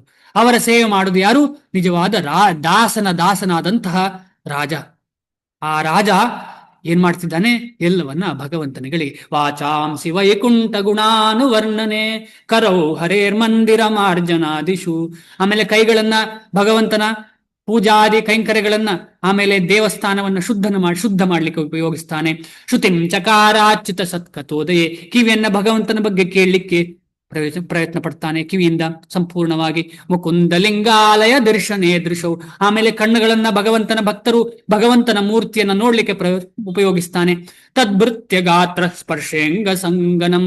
ಆಮೇಲೆ ತನ್ನ ಇಂದ್ರಿಯವಾದ ಚರ್ಮವನ್ನ ಭಕ್ತರ ಆಲಿಂಗನ ಮಾಡ್ಲಿಕ್ಕೆ, ಅದೇ ರೀತಿ ಪಂಢರಪುರಕ್ಕೆ ಹೋದ್ರೆ ಪಂಢರಪುರ ವಿಠಲನನ್ನು ಆಲಿಂಗನೆ ಮಾಡ್ಲಿಕ್ಕೆ, ಈ ರೀತಿಯಲ್ಲಿ ಭಗವಂತನನ್ನ ಆಲಿಂಗನೆ ಮಾಡ್ಲಿಕ್ಕೆ. ಆಮೇಲೆ ಜಗನ್ನಾಥಪುರಿಗೆ ಹೋದ್ರೆ ಸ್ತಂಭವನ್ನ ಆಲಿಂಗನೆ ಮಾಡ್ಲಿಕ್ಕೆ. ಆಮೇಲೆ ಭಕ್ತರು ಬೇರೆ ಬೇರೆ ಮರಗಳನ್ನ, ತುಳಸಿ ವೃಕ್ಷವನ್ನಾಗ್ಲಿ ಅಥವಾ ವಟವೃಕ್ಷವನ್ನು, ಈ ರೀತಿಯಲ್ಲಿ ವೃಕ್ಷವನ್ನ ಆಲಿಂಗನೆ ಮಾಡುವಂಥದ್ದು. ತದ್ಭೃತ್ಯ ಗಾತ್ರ ಸ್ಪರ್ಶೇಂಗ ಸಂಗಮಂ ಗ್ರಾಣಂ ಚ ತತ್ಪಾದ ಸರೋಜ ಸೌರಭೇ. ಆಮೇಲೆ ಭಗವಂತನ ಕಾಲಿಗೆ ಅರ್ಪಿಸಿದಂತಹ ಹೂಗಳನ್ನ ಸ್ಮೆಲ್ ತಗೊಳ್ಳುವಂಥದ್ದು ಯಾವುದು? ಮೂಗನ್ನು ಉಪಯೋಗಿಸ್ತಾನೆ. ಆಮೇಲೆ ಶ್ರೀಮತ್ ತುಳಸ್ಯಾಂ ರಸನಾಂ ತದರ್ಪಿತೆ. ಆಮೇಲೆ ಭಗವಂತನಿಗೆ ತುಳಸಿ ಸಮೇತ ಅರ್ಪಿಸಿದಂತಹ ಭೋಗವನ್ನ ಸೇವನೆ ಮಾಡುವಂಥದ್ದು. ತುಳಸಿಯನ್ನಾಗ್ಲಿ, ರಸನ ಅಂತ ಹೇಳಿದ್ರೆ ನಾಲಿಗೆಯನ್ನು ಉಪಯೋಗಿಸ್ತಾನೆ.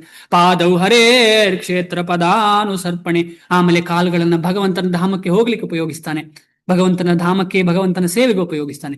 ಶಿರೋ ಋಷಿಕೇಶ ಪದಾಭಿವಂದನೆ. ಆಮೇಲೆ ತಲೆಯನ್ನ ಭಗವಂತನ ಭಕ್ತರು ಭಗವಂತನಿಗೆ ನಮಸ್ಕಾರ ಮಾಡ್ಲಿಕ್ಕೆ ಉಪಯೋಗಿಸ್ತಾನೆ. ಕಾಮಂ ಚ ದಾಸೇ ನತು ಕಾಮ ಕಾಮ್ಯ. ಆಮೇಲೆ ಅವನ ಕಾಮನೆಗಳನ್ನ ಸಂಪೂರ್ಣವಾಗಿ ಭಗವಂತನ ಸೇವೆಗೋಸ್ಕರ ನಿಯೋಜಿಸ್ತಾನೆ. ಯಥೋತ್ತಮ ಶ್ಲೋಕ ಜನಾಶ್ರಯಾರತಿ. ಇದು ಉತ್ತಮವಾದ ಶ್ಲೋಕ, ಇದು ಎಲ್ಲ ಜನರ ಆಶ್ರಯವಾದಂತಹ ಶ್ಲೋಕ.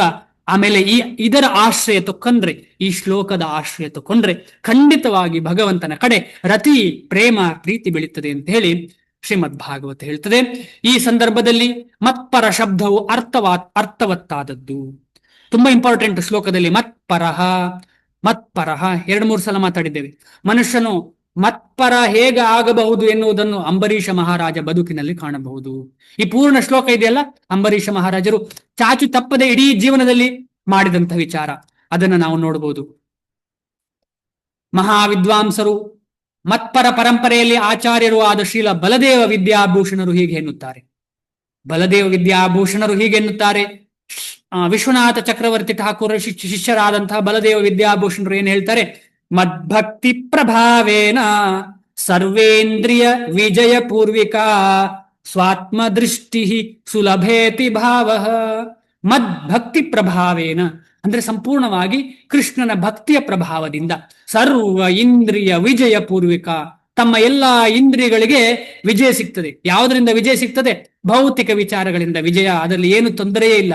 ಆಮೇಲೆ ಸ್ವ ಆತ್ಮದೃಷ್ಟಿ ಸುಲಭೇತಿ ಭಾವ, ಸ್ವ ಆತ್ಮದೃಷ್ಟಿ, ತನ್ನ ಇಂದ್ರಿಯಗಳನ್ನು ಸಂಪೂರ್ಣ ಹತೋಟಿಯಲ್ಲಿ ಇಟ್ಕೊಂಡು ಭಗವತ್ ಪ್ರಜ್ಞೆಯನ್ನ ಸಂಪೂರ್ಣವಾಗಿ ಬೆಳೆಸುವಂತಹ ಸುಲಭವಾದಂತಹ ದೃಷ್ಟಿ ಸಿಗ್ತದೆ. ಕೃಷ್ಣನಲ್ಲಿ ಸಲ್ಲಿಸುವ ಭಕ್ತಿಪೂರ್ವಕ ಸೇವೆಯ ಶಕ್ತಿಯಿಂದ ಮಾತ್ರವೇ, ಕೃಷ್ಣ ಭಕ್ತಿಯಿಂದ ಮಾತ್ರವೇ ಇಂದ್ರಿಯಗಳನ್ನು ಸಂಪೂರ್ಣವಾಗಿ ಹತೋಟಿಯಲ್ಲಿ ಇಡಬಹುದು. ಸರ್ವ ಇಂದ್ರಿಯವನ್ನ ಸಂಪೂರ್ಣ ವಿಜಯ ಸಾಧಿಸುವುದು ಹೇಗೆ ಅಂತ ಹೇಳಿದ್ರೆ ಕೃಷ್ಣ ಭಕ್ತಿಯಲ್ಲಿ ಇಂದ್ರಿಯವನ್ನ ತೊಡಗಿಸಿಕೊಳ್ಳುವುದು. ಕೆಲವೊಮ್ಮೆ ಅಗ್ನಿಯ ಉದಾಹರಣೆಯನ್ನು ಕೊಡುವುದುಂಟು.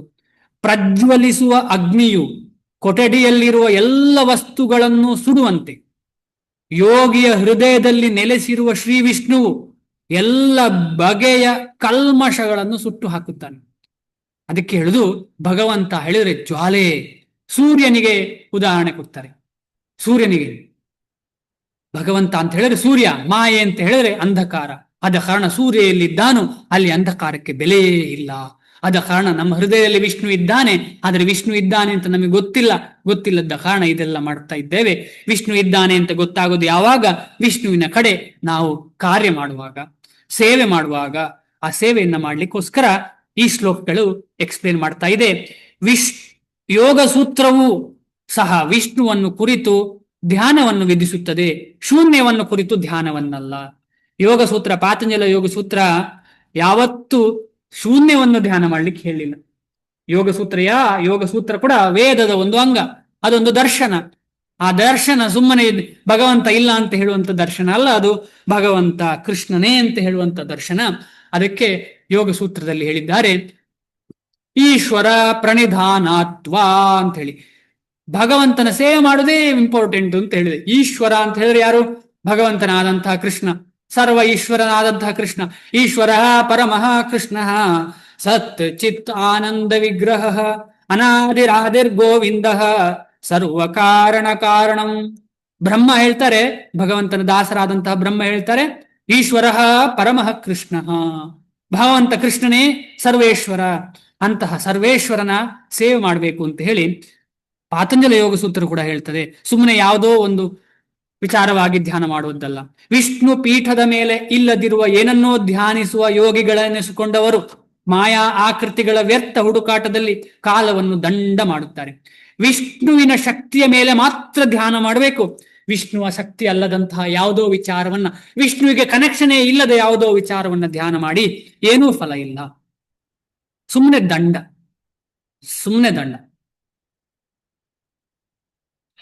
ಧರ್ಮ ಸ್ವನುಷ್ಠಿತ ಪುಂಸಾಂ ವಿಶ್ವಕ್ಷೇನ ಕಥಾಸುಯ ನೋತ್ಪಾದಯೇದ್ಯತಿರತಿಂ ಶ್ರಮಯೇವ ಹಿ ಕೇವಲಂ. ಈ ರೀತಿ ಸುಮ್ಮನೆ ಯಾವುದೋ ರೀತಿಯ ಧರ್ಮ ಅಂತ ಅಟ್ಕೊಂಡು ಇಂತಹ ವಿಚಾರಗಳನ್ನು ಮಾಡಿದ್ರೆ ಸುಮ್ಮನೆ ಶ್ರಮ. ಅದು ಇಂಥ ವಿಚಾರಗಳೆಲ್ಲ ಶ್ರಮ.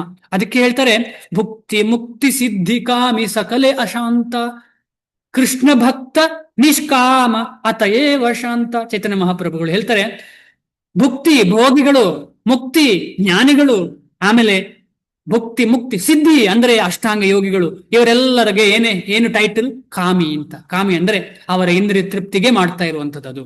ಭುಕ್ತಿ ಮುಕ್ತಿ ಸಿದ್ಧಿ ಕಾಮಿ ಸಕಾಲಿ ಅಶಾಂತಿ. ಇವರೆಲ್ಲರೂ ಯಾವಾಗ್ಲೂ ಶಾಂತಿಯಲ್ಲಿ ಇರುವುದಿಲ್ಲ, ಅಶಾಂತರೇ. ಯಾವಾಗ್ಲೂ ಒಂದು ಖುಷಿ ಅಂತ ಇಲ್ಲ ಅವರಿಗೆ. ಮುಖ ಗಂಟಿಕ್ಕಿ ಧ್ಯಾನ ಮಾಡೋದು ಅಂತ ಹೇಳಿ ಟೈಟ್ ಹಿಡ್ಕೊಂಡು ಒಂದು ಸಂತೋಷ ಅಂತ ಹೇಳುದೇ. ಭುಕ್ತಿ 10 ದಿವಸ ಧ್ಯಾನ ಮಾಡೋದು, 11 ದಿವಸ ಅದೇ ತಿನ್ನೋದು. ಹೋಗಿ ಯಾವುದೋ ಒಂದು ಹಾಸ್ಪಿಟ್ಲಿಗೆ ಸೇರಿ ಏನ್ ಹೇಳ್ತಾರೆ, ತೂಕ ಇಳಿಸ್ಲಿಕ್ಕೆ ಸೇರುದು ಅಥವಾ ತೂಕ ಸೇರಿಸ್ಲಿಕ್ಕೆ ಸೇರುದು, ಈ ತರ ಎಲ್ಲ ಮಾಡ್ತೇವಲ್ಲ, ಹತೋಟಿಯಲ್ಲಿ ಇಟ್ಕೊಳ್ಳೋದು, ಆ ತರ ಮಾಡ್ತೇವೆ ನಾವು. ಪ್ರಯೋಜನವಿಲ್ಲ. ಆದರೆ ಕೃಷ್ಣ ಭಕ್ತ ನಿಷ್ಕಾಮ ಅತಯೇವ ಶಾಂತ. ಕೃಷ್ಣ ಭಕ್ತ ಅಂತ ಹೇಳಿ ತನಿಗೋಸ್ಕರ ಏನು ಮಾಡುವುದಿಲ್ಲ, ಎಲ್ಲ ಭಗವಂತನಿಗೋಸ್ಕರ ಮಾಡ್ತಾನೆ. ಆದ ಕಾರಣ ಅವನು ನಿಷ್ಕಾಮ. ಅವನಿಗೆ ಕಾಮ ಇಲ್ಲ ಅಂತಲ್ಲ, ಭಗವಂತನದ್ದು ಕಾಮವೇ ಅವನ ಕಾಮ. ಆದ ಕಾರಣ ನಾವು ಅಂತಹ ಕಾಮವನ್ನು ಮಾಡಬೇಕು. ಅದೇ ಕೃಷ್ಣ ಪ್ರಜ್ಞೆ. ದೇವೋತ್ತಮ ಪರಪ ಪುರುಷನಲ್ಲಿ ಭಕ್ತಿ ಇಟ್ಟುಕೊಳ್ಳಬೇಕು. ಇದೇ ನಿಜವಾದ ಯೋಗದ ಗುರಿ. ಎಂತ ಒಂದು ಪಾಯಿಂಟೆಡ್ ಫೋಕಸ್ ನೋಡಿ ನಮಗೆಲ್ಲ ಸಿಕ್ಕಿದೆ. ನಾವೆಲ್ಲ ಸೌಭಾಗ್ಯ ನಮಗೆ ಇದು ಸಿಕ್ಕಿದ್ದು. ಯಾಕೆಂತ ಹೇಳಿದ್ರೆ ನಮ್ಮನ್ನ ಎಲ್ಲ ಒಂದೇ ಕಡೆಗೆ ಒಂದೇ ಲೈನಲ್ಲಿ ಕರ್ಕೊಂಡು ಹೋಗ್ತಾ ಇದ್ದಾರೆ ಶ್ರೀಲ ಪ್ರಭುಪಾದರು. ಎಲ್ಲಿಗೆ? ಭಗವಂತನ ಕಡೆಗೆ. ನಾವು ಕ್ಲಿಯರ್ ಆಗಿ ಅರ್ಥ ಮಾಡ್ಕೊಳ್ಬಹುದು, ನಮ್ಮನ್ನೆಲ್ಲರನ್ನು ಸೇರಿಸಿ ಒಂದೇ ಲೈನಲ್ಲಿ ಭಗವಂತನ ಕಡೆಗೆ. ನಾವೆಲ್ಲ ಭಗವಂತನ ಸೇವೆ ಮಾಡ್ಲಿಕ್ಕೆ ಈಗ ಎಲ್ಲೋ ಹೋಗ್ತೇವಲ್ಲ, ಒಂದೇ ಲೈನಲ್ಲಿ ಬನ್ನಿ, ಒಂದೇ ಲೈನಲ್ಲಿ ಬನ್ನಿ ಅಂತ ಹೇಳ್ತಾರೆ. ಎಲ್ಲೋ ಒಂದೇ ಲೈನಲ್ಲಿ ಬನ್ನಿ, ಇಲ್ಲದ್ರೆ ಗುಂಪಿನಲ್ಲಿ ಗೋವಿಂದ, ಒಂದೇ ಲೈನಲ್ಲಿ. ಅದೇ ತರ ನಮ್ಮನ್ನೆಲ್ಲರೂ ಶ್ರೀಲ ಪ್ರಭುಪಾದರು ಒಂದೇ ಸ್ಟ್ರೀಮ್ ಲೈನಿಗೆ ತರ್ತಿದ್ದಾರೆ. ನಾವೇನೇನೋ ಇರ್ತೇವೆ, ನಾವು ಅಲ್ಲಿ ಹಾಗೆ ಮಾಡೋದು, ಇಲ್ಲಿ ಹೀಗೆ ಮಾಡೋದು, ಹಾಗೆ ಮಾಡೋದು, ಆದ್ರೆ ನಮ್ಮನ್ನೆಲ್ಲ ಒಂದೇ ಕುಟುಂಬವಾಗಿ ಮಾಡ್ತಿದ್ದಾರೆ. ಅದೇ ಕುಟುಂಬಕ್ಕೆ ಶ್ರೀಲ ಪ್ರಭುಪಾದರು ಹೇಳ್ತಾರೆ, ನಮ್ಮ ಗುರುಗಳು ಕೂಡ ಹೇಳ್ತಾರೆ, ಕ್ಲಾಸ್ ಲೆಸ್ ಸೊಸೈಟಿ ಮೂವ್ಮೆಂಟ್ ಅಂತ ಹೇಳಿ. ಕ್ಲಾಸ್ ಲೆಸ್ ಸೊಸೈಟಿ ಅಂದ್ರೆ ಮೇಲು ಕೀಳು ಅಂತ ಹೇಳುದು ಕಾನ್ಸೆಪ್ಟೇ ಇಲ್ಲ. ಎಲ್ಲರೂ ಕೃಷ್ಣರ ಭಕ್ತರೇ. ಮೇಲು ಕೀಳು ಅಂತ ಹೇಳೋ ಸಿಸ್ಟಮೇ ಇಲ್ಲ, ಎಲ್ಲರೂ ಕೃಷ್ಣ ಭಕ್ತರೇ. ಅದು ವರ್ಣಾಶ್ರಮ. ವರ್ಣಾಶ್ರಮದಲ್ಲಿ ಎಲ್ಲರೂ ವೈಷ್ಣವರು, ಆದರೆ ತನ್ನ ದೇಹಕ್ಕೆ ಅನುಗುಣವಾಗಿ ಕಾರ್ಯ ಮಾಡುವ ಕಾರಣ ಅವನು ಡಾಕ್ಟ್ರು, ಇಂಜಿನಿಯರು, ಈ ರೀತಿಯಲ್ಲಿ ಬಿರುದುಗಳಿರ್ತದೆ. ಡಾಕ್ಟರ್ ಇಂಜಿನಿಯರ್ ಅಲ್ಲ, ಬ್ರಾಹ್ಮಣ, ಕ್ಷತ್ರಿಯ, ವೈಶ್ಯ, ಶೂದ್ರ, ಸನ್ಯಾಸಿ, ಗೃಹಸ್ಥ, ಈ ರೀತಿಯಲ್ಲಿ ಬೇರೆ ಬೇರೆ ಉಪಾಧಿಗಳಿರ್ತದೆ. ಆದ ಕಾರಣ ಸರ್ವ ಉಪಾಧಿಗಳನ್ನು ಬಿಟ್ಟು ಭಗವಂತನ ಸೇವೆ ಮಾಡುವವನು ಭಕ್ತ. ಸರ್ವೋಪಾಧಿ ವಿನಿರ್ಮುಕ್ತಂ ತತ್ಪರತ್ವೇನ ನಿರ್ಮಲಂ ಋಷಿಕೇಣ ಋಷಿಕೇಶ ಸೇವನಂ ಭಕ್ತಿರುಚ್ಯತೆ. ಭಕ್ತಿರುತ್ತಮ ಅಥವಾ ಭಕ್ತಿರುಚ್ಯತೆ, ಇದು ಭಕ್ತಿ ಅಂತ ಹೇಳ್ತಾರೆ. ಭಕ್ತಿ ಅಂದ್ರೆ ಏನು? ಎಲ್ಲಾ ಉಪಾಧಿಗಳನ್ನ ಬಿಟ್ಟು ಹೃದಯದಲ್ಲಿ ಭಗವಂತನ ಸೇವೆ. ಆದರೆ ಈ ದೇಹ ಇರುವವರೆಗೆ ಉಪಾಧಿ ಇದೆ, ಆದ ಕಾರಣ ಅದನ್ನೆಲ್ಲ ಮಾಡ್ತೇನೆ. ಓಕೆ, ನಾನು ಬ್ರಾಹ್ಮಣ ಆದ್ರೆ ಬ್ರಾಹ್ಮಣನ ಕೇಲೆ ಮಾಡ್ತೇನೆ, ಬ್ರಾಹ್ಮಣನ ಕೆಲಸ ಮಾಡ್ತೇನೆ. ನಾನು ಕ್ಷತ್ರಿಯ ಆದ್ರೆ ಕ್ಷತ್ರಿಯನ ಕೆಲಸ ಮಾಡ್ತೇನೆ. ಆದ್ರೆ ನಾನು ಕ್ಷತ್ರಿಯ ಅಂತ ಹೇಳಿ ಯೋಚನೆ ಮಾಡ್ತಾ ಇರುವುದಿಲ್ಲ. ನಾನು ಭಗವಂತನ ಬಗ್ಗೆ ಯೋಚನೆ ಮಾಡ್ತೇನೆ, ಡ್ಯೂಟಿ ಬೌಂಡ್ ಆಗಿರ್ತೇನೆ. ಹರೇ ಕೃಷ್ಣ. ಇನ್ನು 5 ನಿಮಿಷ ಇದೆ, ಏನಾದ್ರು ಪ್ರಶ್ನೆ ಇದೆ ದಯವಿಟ್ಟು ಕೇಳಿ. ಇಲ್ಲಿಗೆ ನಿಲ್ಸೋಣ. ಇನ್ನೂ 2 ಶ್ಲೋಕ ಹೇಗೆ ಕೂತ್ಕೊಳ್ತಾನೆ ಅಂತ ಹೇಳೋದ್ರ ಬಗ್ಗೆ ಇದೆ. 64ನೇವರೆಗೆ ಇದೆ, 63ನೇವರೆಗೆ, 62, 63. ನೆಕ್ಸ್ಟ್ ಕ್ಲಾಸಲ್ಲಿ ಅದನ್ನ ಮಾತಾಡೋಣ. ಇದೆಲ್ಲ ಹೇಗೆ ಕೂತ್ಕೊಳ್ತಾನೆ ಅಂತ ಹೇಳಿ, ಇದೆಲ್ಲ. ಹರೇ ಕೃಷ್ಣ. ಏನಾದ್ರು ಪ್ರಶ್ನೆ ಇದೆಯಾ?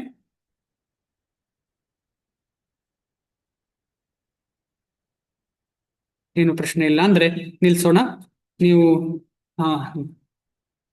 ಇಷ್ಟೊತ್ತು ಕೇಳಿದ್ದೀರಿ, ಅದು ಆಶ್ಚರ್ಯದ ಮಾತು. ಯಾಕೆಂತ ಹೇಳಿದ್ರೆ ಏನೂ ಯೋಗ್ಯತೆ ಇಲ್ಲ, ಆದ್ರೂ ಭಗವದ್ ಭಕ್ತರ ಕೃಪೆಯಿಂದ ಏನೋ ಭಗವಂತನ ಹೇಳಿದಂಥದ್ದನ್ನ, ಆಮೇಲೆ ಭಗವದ್ ಭಕ್ತರಾದ ಉತ್ತಮ ಭಕ್ತರಾದಂಥ ಶ್ರೀಲ ಪ್ರಭುಪಾದರು, ನಮ್ಮ ಗುರುಗಳು, ಎಲ್ಲ ಆಚಾರ್ಯರು, ಎಲ್ಲ ಗುರು ವೃಂದಗಳು ಹೇಳಿದ್ದನ್ನ ಪುನಃ ಆವರ್ತಿಸುವಂತಹ ಒಂದು ಸೌಭಾಗ್ಯ ಅಷ್ಟೇ. ಹೇಳಿ. ಚೇತನ್ ಕುಮಾರ್ ಪ್ರಭುಗಳೇ, ಏನೋ ಪ್ರಶ್ನೆ ಇದೆಯಾ? ಹರೇ ಕೃಷ್ಣ ಪ್ರಭು. ಹರೇ ಕೃಷ್ಣ ಪ್ರಭುಜಿ. ಪ್ರಭು, ಇದು ಶಕುನಗಳು, ಇದು ಮಹಾಭಾರತದಲ್ಲೂ ಉಲ್ಲೇಖ ಆಗಿದೆ ಶಕುನಗಳು. ಹೌದು. ಅದು ಭಕ್ತರ ಮೇಲೆ ಅದು ಯಾವ ತರ ಪರಿಣಾಮ ಬೀರ್ತವೆ ಪ್ರಭು? ಶಕುನಗಳು ಖಂಡಿತ ಇದೆ, ಶಕುನಗಳು ಖಂಡಿತ ಇದೆ. ಇದಕ್ಕೆ ನನ್ನ ಒಬ್ರು ಗಾಡ್ ಬ್ರದರ್ ಅಥವಾ ನನ್ನ ಅಣ್ಣ ಒಬ್ರು ಒಂದು ಪುಸ್ತಕ ಬರೆದಿದ್ದಾರೆ ಇಂಗ್ಲಿಷ್ನಲ್ಲಿ. ಆದ್ರೆ ಅವರ ಹೆಸರು ಭರತ್ ಚಂದ್ರ ಪ್ರಭುಗಳು ಅಂತ ಹೇಳಿ. ಅದಕ್ಕೆ ನಿಮಿತ್ತ ಜ್ಞಾನ ಅಂತ ಹೇಳಿ ಹೆಸರು. ಎಲ್ಲಾ ಶಕುನಗಳ ಬಗ್ಗೆ ಏನಾಗ್ತದೆ ಅಂತ ಹೇಳುದ್ರ ಬಗ್ಗೆ ಆ ಪುಸ್ತಕ. ಏನು ಆ ಪುಸ್ತಕದ ಹೆಸರು? ನಿಮಿತ್ತ ಜ್ಞಾನ ಅಂತ ಹೇಳಿ. ಈಗ ಹಲ್ಲಿ ಲೊಚಗುಟ್ಟುದು, ಹಲ್ಲಿ ತಲೆ ಮೇಲೆ ಬೀಳುದು, ಇದೆಲ್ಲ ನೀವು ಪಂಚಾಂಗದಲ್ಲಿ ನೋಡಿರ್ತೀರಿ. ಇದೆಲ್ಲ ಸತ್ಯವೇ, ಸುಳ್ಳಲ್ಲ ಅದು. ಆಮೇಲೆ ಈ ಮೋಡಗಳ ಚಲನೆ, ಒಂದು ಸಲ ಫುಲ್ ಕೆಂಪಾಗುದು, ಏನೋ ಒಂದು ಪ್ರಾಬ್ಲಮ್ ಆಗ್ತದೆ ಅಂತ ಅರ್ಥ. ಈ ರೀತಿ ಎಲ್ಲ ಶಕುನಗಳು ಖಂಡಿತವಾಗಿದೆ. ಇದು ಈ ಶಕುನಕ್ಕೂ ಆಮೇಲೆ ಗ್ರಹಗಳ ಚಲನೆಗೂ ಜ್ಯೋತಿಷ್ಯಕ್ಕೂ ತುಂಬಾ ಹತ್ತಿರವಾದಂತ ಸಂಬಂಧ. ಈಗ ಯಾರಾದ್ರೂ ಮನೆಯಲ್ಲಿ ಬೆಳಿಗ್ಗೆ ಬೈಹುಲ್ಲು ಅಂದ್ರೆ ಏನ್ ಹೇಳ್ತಾರೆ? ನನ್ನ ಮಂಗಳೂರಿನ ಕನ್ನಡದಲ್ಲಿ ಬೈಹುಲ್ಲು ಅಂತ ಹೇಳ್ತಾರೆ. ಈ ಕನ್ನಡದಲ್ಲಿ ನಂಗೆ ಏನು ಅಂತ ಗೊತ್ತಿಲ್ಲ. ಹುಲ್ಲು, ದನದ ಹುಲ್ಲು, ಅದರ ಒಣಗಿದ ಹುಲ್ಲು ಬೆಳಿಗ್ಗೆ ಒಂದು ಲೋಡ್ ತಗೊಂಡು ಬರ್ತಾರೆ ಅಂತ ಹೇಳಿದ್ರೆ ಏನೋ ತಪ್ಪಿದೆ ಅಂತ, ಏನೋ ಪ್ರಾಬ್ಲಮ್. ಯಾವಾಗ? ಬೆಳಗಿನ ಮುಹೂರ್ತ 10 ಗಂಟೆಯಿಂದ ಮುಂಚೆ. ಬೆಳಗಿನ ಮುಹೂರ್ತದಲ್ಲಿ ಯಾರಾದ್ರೂ ಹುಲ್ಲು ತಗೊಂಡು ಬರ್ತಿದ್ದಾರೆ, ಒಂದು ಫುಲ್ ಲೋಡ್ ತಗೊಂಡು ಬಂದಿದ್ದಾರೆ ಅಂದ್ರೆ ಏನೋ ದುರ್ಘಟನೆ ಆಗ್ತದೆ ಅಂತ ಅರ್ಥ. ಒಂದು ಉದಾಹರಣೆ ಕೊಟ್ಟದಷ್ಟೇ. ಈ ರೀತಿಯಲ್ಲಿ ಬೇರೆ ಬೇರೆ ರೀತಿಯ ಉದಾಹರಣೆ ಇದೆ. ಶಕುನಗಳು ಸತ್ಯವೇ. ಭತ್ತದ ಹುಲ್ಲು. ಧನ್ಯವಾದ ಮಾತಾಜಿ, ಧನ್ಯವಾದಗಳು.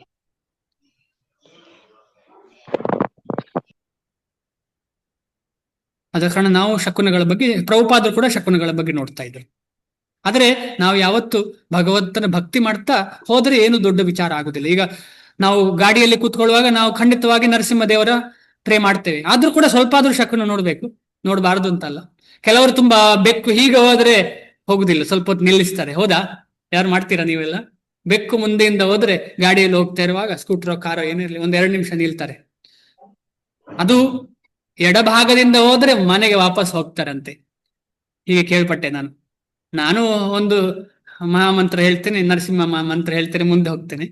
ಏನೇ ಇರ್ಲಿ, ಜನರಲಿ ಹಾಗೆ ಮಾಡ್ತಾರೆ ಕೆಲವರು. ಪ್ರಭು ಅದರ ಪರಿಣಾಮ ಕಡಿಮೆ ಮಾಡ್ಕೋಬೋದಾ? ಪರಿಣಾಮ ಜಪ ಮಾಡಿದ್ರೆ ಕಮ್ಮಿ, ಏನು ತೊಂದರೆ ಇಲ್ಲ, ಎಲ್ಲದಕ್ಕೂ ಜಪವೇ. ಸರ್ವ ಮಂತ್ರ ಸಾರನಾಂ ಏ ಶಾಸ್ತ್ರ ಮರ್ಮ. ಇನ್ನೇನು ಇದಕ್ಕಿಂತ ಜಾಸ್ತಿ ಏನ್ ಬೇಕು? ಯಾವುದಕ್ಕೂ ಏನು ಇಲ್ಲ, ಬರೀ ಮಹಾಮಂತ್ರ ಜಪ ಅಷ್ಟೇ. ನಮ್ಗೆ ಭಕ್ತರು ಒಂದೇ ಒನ್ ಪಾಯಿಂಟೆಡ್ನೆಸ್ ಅಂದ್ರೆ ಅದೆಯ. ಸಂಪೂರ್ಣ ದಾಸರಾಗುದಂದ್ರೆ ಒಂದನ್ನೇ ಹಿಡ್ಕೊಂಡು ನಿಲ್ಲುದು, ಬಿಟ್ರೆ ಏನು ಇಲ್ಲ ನನಗೆ. ಕೃಷ್ಣ ಮತ್ತು ಕೃಷ್ಣನಾಮ ಬಿಟ್ರೆ ನಂಗೆ ಏನಿಲ್ಲ.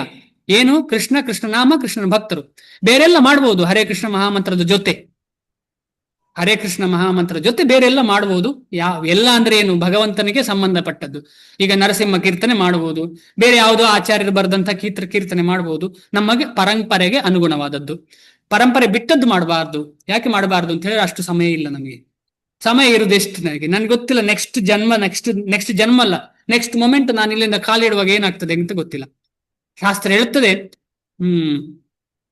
ವಿಶ್ವಾಸೇ ನಾಹಿ ವಿಶ್ವಾಸ. ಅಂದ್ರೆ ನನಗೆ ಏನು ವಿಶ್ವಾಸ ಇಲ್ಲ. ಕದಾ ವೃದ್ಧೋ ಭವಿಷ್ಯತಿ, ನನಗೆ ಯಾವಾಗ ಸಾಯ್ತೇನೆ ಅಂತ ನನಗೆ ಗೊತ್ತಿಲ್ಲ, ಯಾವಾಗ ನನ್ನ ಶ್ವಾಸ ಕೊನೆಗೊಳ್ತದೆ ಅಂತ ಗೊತ್ತಿಲ್ಲ. ಆದ ಕಾರಣ ಕೀರ್ತನೀಯ ಮತೋ ಬಾಲ್ಯ ಹರೇರ್ನಾಮ ಇವ ಕೇವಲಂ. ಆದ ಕಾರಣ ಹುಟ್ಟಿದಿಂದಲೇ ಹರೇ ಕೃಷ್ಣ ಮಹಾಮಂತ್ರದ ಕೀರ್ತನೆಯನ್ನ ಜಪವನ್ನ ಮಾಡ್ಲಿಕ್ಕೆ ಶುರು ಮಾಡ್ಬೇಕು. ಅಂದ್ರೆ ನಾವೆಲ್ಲ ಹುಟ್ಟಿದ್ದೇವೆ ಈಗ. ನಾವಿವತ್ತು ಫಸ್ಟ್ ಕ್ಲಾಸ್ ಅಂತ ಹೇಳಿದ್ರೆ ನಮಗೆ ಹರೇ ಕೃಷ್ಣನ ಬಗ್ಗೆ ಕೇಳಿದೆ ಅಂತ ಹೇಳಿದ್ರೆ ನಮ್ಮ ಹುಟ್ಟಾಯ್ತು ಇವತ್ತು. ಯಾವ ಹುಟ್ಟು? ಅದಕ್ಕೆ ಹೇಳುದು, ನಮಗೆ ಭಗವಂತನ ಸೇವೆ ಮಾಡುವಂತ ಹುಟ್ಟು ಸಿಕ್ಕಾಯ್ತು ನಮಗೆ. ಇಲ್ಲಿಂದ ನಿಲ್ಲಿಸಲೇಬಾರದು ಅದನ್ನ ನಾವು. ನಮ್ಗೆ ಏನೇ ಇದ್ರು ಅದೇಯ, ದುಃಖ ಇರ್ಲಿ, ಸುಖ ಇರ್ಲಿ, ಸಂತೋಷ ಇರ್ಲಿ, ಏನೇ ಇದ್ರು ಹರೇ ಕೃಷ್ಣ ಮಹಾಮಂತ್ರ. ಅದು ಏಕತತ್ವ ಅಭ್ಯಾಸ ಅಂತ ಹೇಳ್ತಾರೆ. ತಸ್ಮಾದ್ ಏಕೇನ ಮನಸ ಭಗವಾನ್ ಸಾತ್ವತಾಪತಿ ಶ್ರೋತವ್ಯ ಕೀರ್ತಿತವ್ಯಶ್ಚ ದೇಯ. ಮತ್ತೆ ಮರ್ತೋಯ್ತು ನಂಗೆ, ಪೂಜ್ಯಶ್ಚ ನಿತ್ಯದ ಬಂತ. ಈಗ ದೇಹ ಪೂಜ್ಯಶ್ಚ ನಿತ್ಯದ, ನಿತ್ಯವು ಏನ್ ಮಾಡ್ಬೇಕು ಅಂತ ಹೇಳಿದ್ರೆ ಈ ರೀತಿಯಲ್ಲಿ ಭಗವಂತನ ಸೇವೆ ಮಾಡಬೇಕು. ಅದಕ್ಕೆ ಒನ್ ಪಾಯಿಂಟೆಡ್ನೆಸ್ ಅಂತ ಹೇಳ್ತಾರೆ, ಏಕತತ್ವ ಅಭ್ಯಾಸ ಅಂತ ಹೇಳ್ತಾರೆ. ನಾನು ನಿಮ್ಗೆ ಉತ್ತರ ಕೊಟ್ಟೆ ಅಂತ ಅನ್ಕೊಳ್ತೀನಿ. ಹೌದು ಪ್ರಭು. ಹಾಗೆ ಹುಷಾರಿಲ್ಲ ಇದ್ರು ಹರೇ ಕೃಷ್ಣ ಮಂತ್ರ, ಹುಷಾರಿದ್ರು ಹರೇ ಕೃಷ್ಣ ಮಂತ್ರ, ಯಾವಾಗಿದ್ರು ನಮಗೆ ಹರೇ ಕೃಷ್ಣ ಮಂತ್ರ. ಬೇರೆ ಯಾರಿಗಾದ್ರೂ ಏನಾದ್ರೂ ಪ್ರಶ್ನೆ ಇದೆಯಾ? ಒಬ್ರು ಜ್ಯೋತಿಷಿಗಳು ಇದ್ದಾರೆ,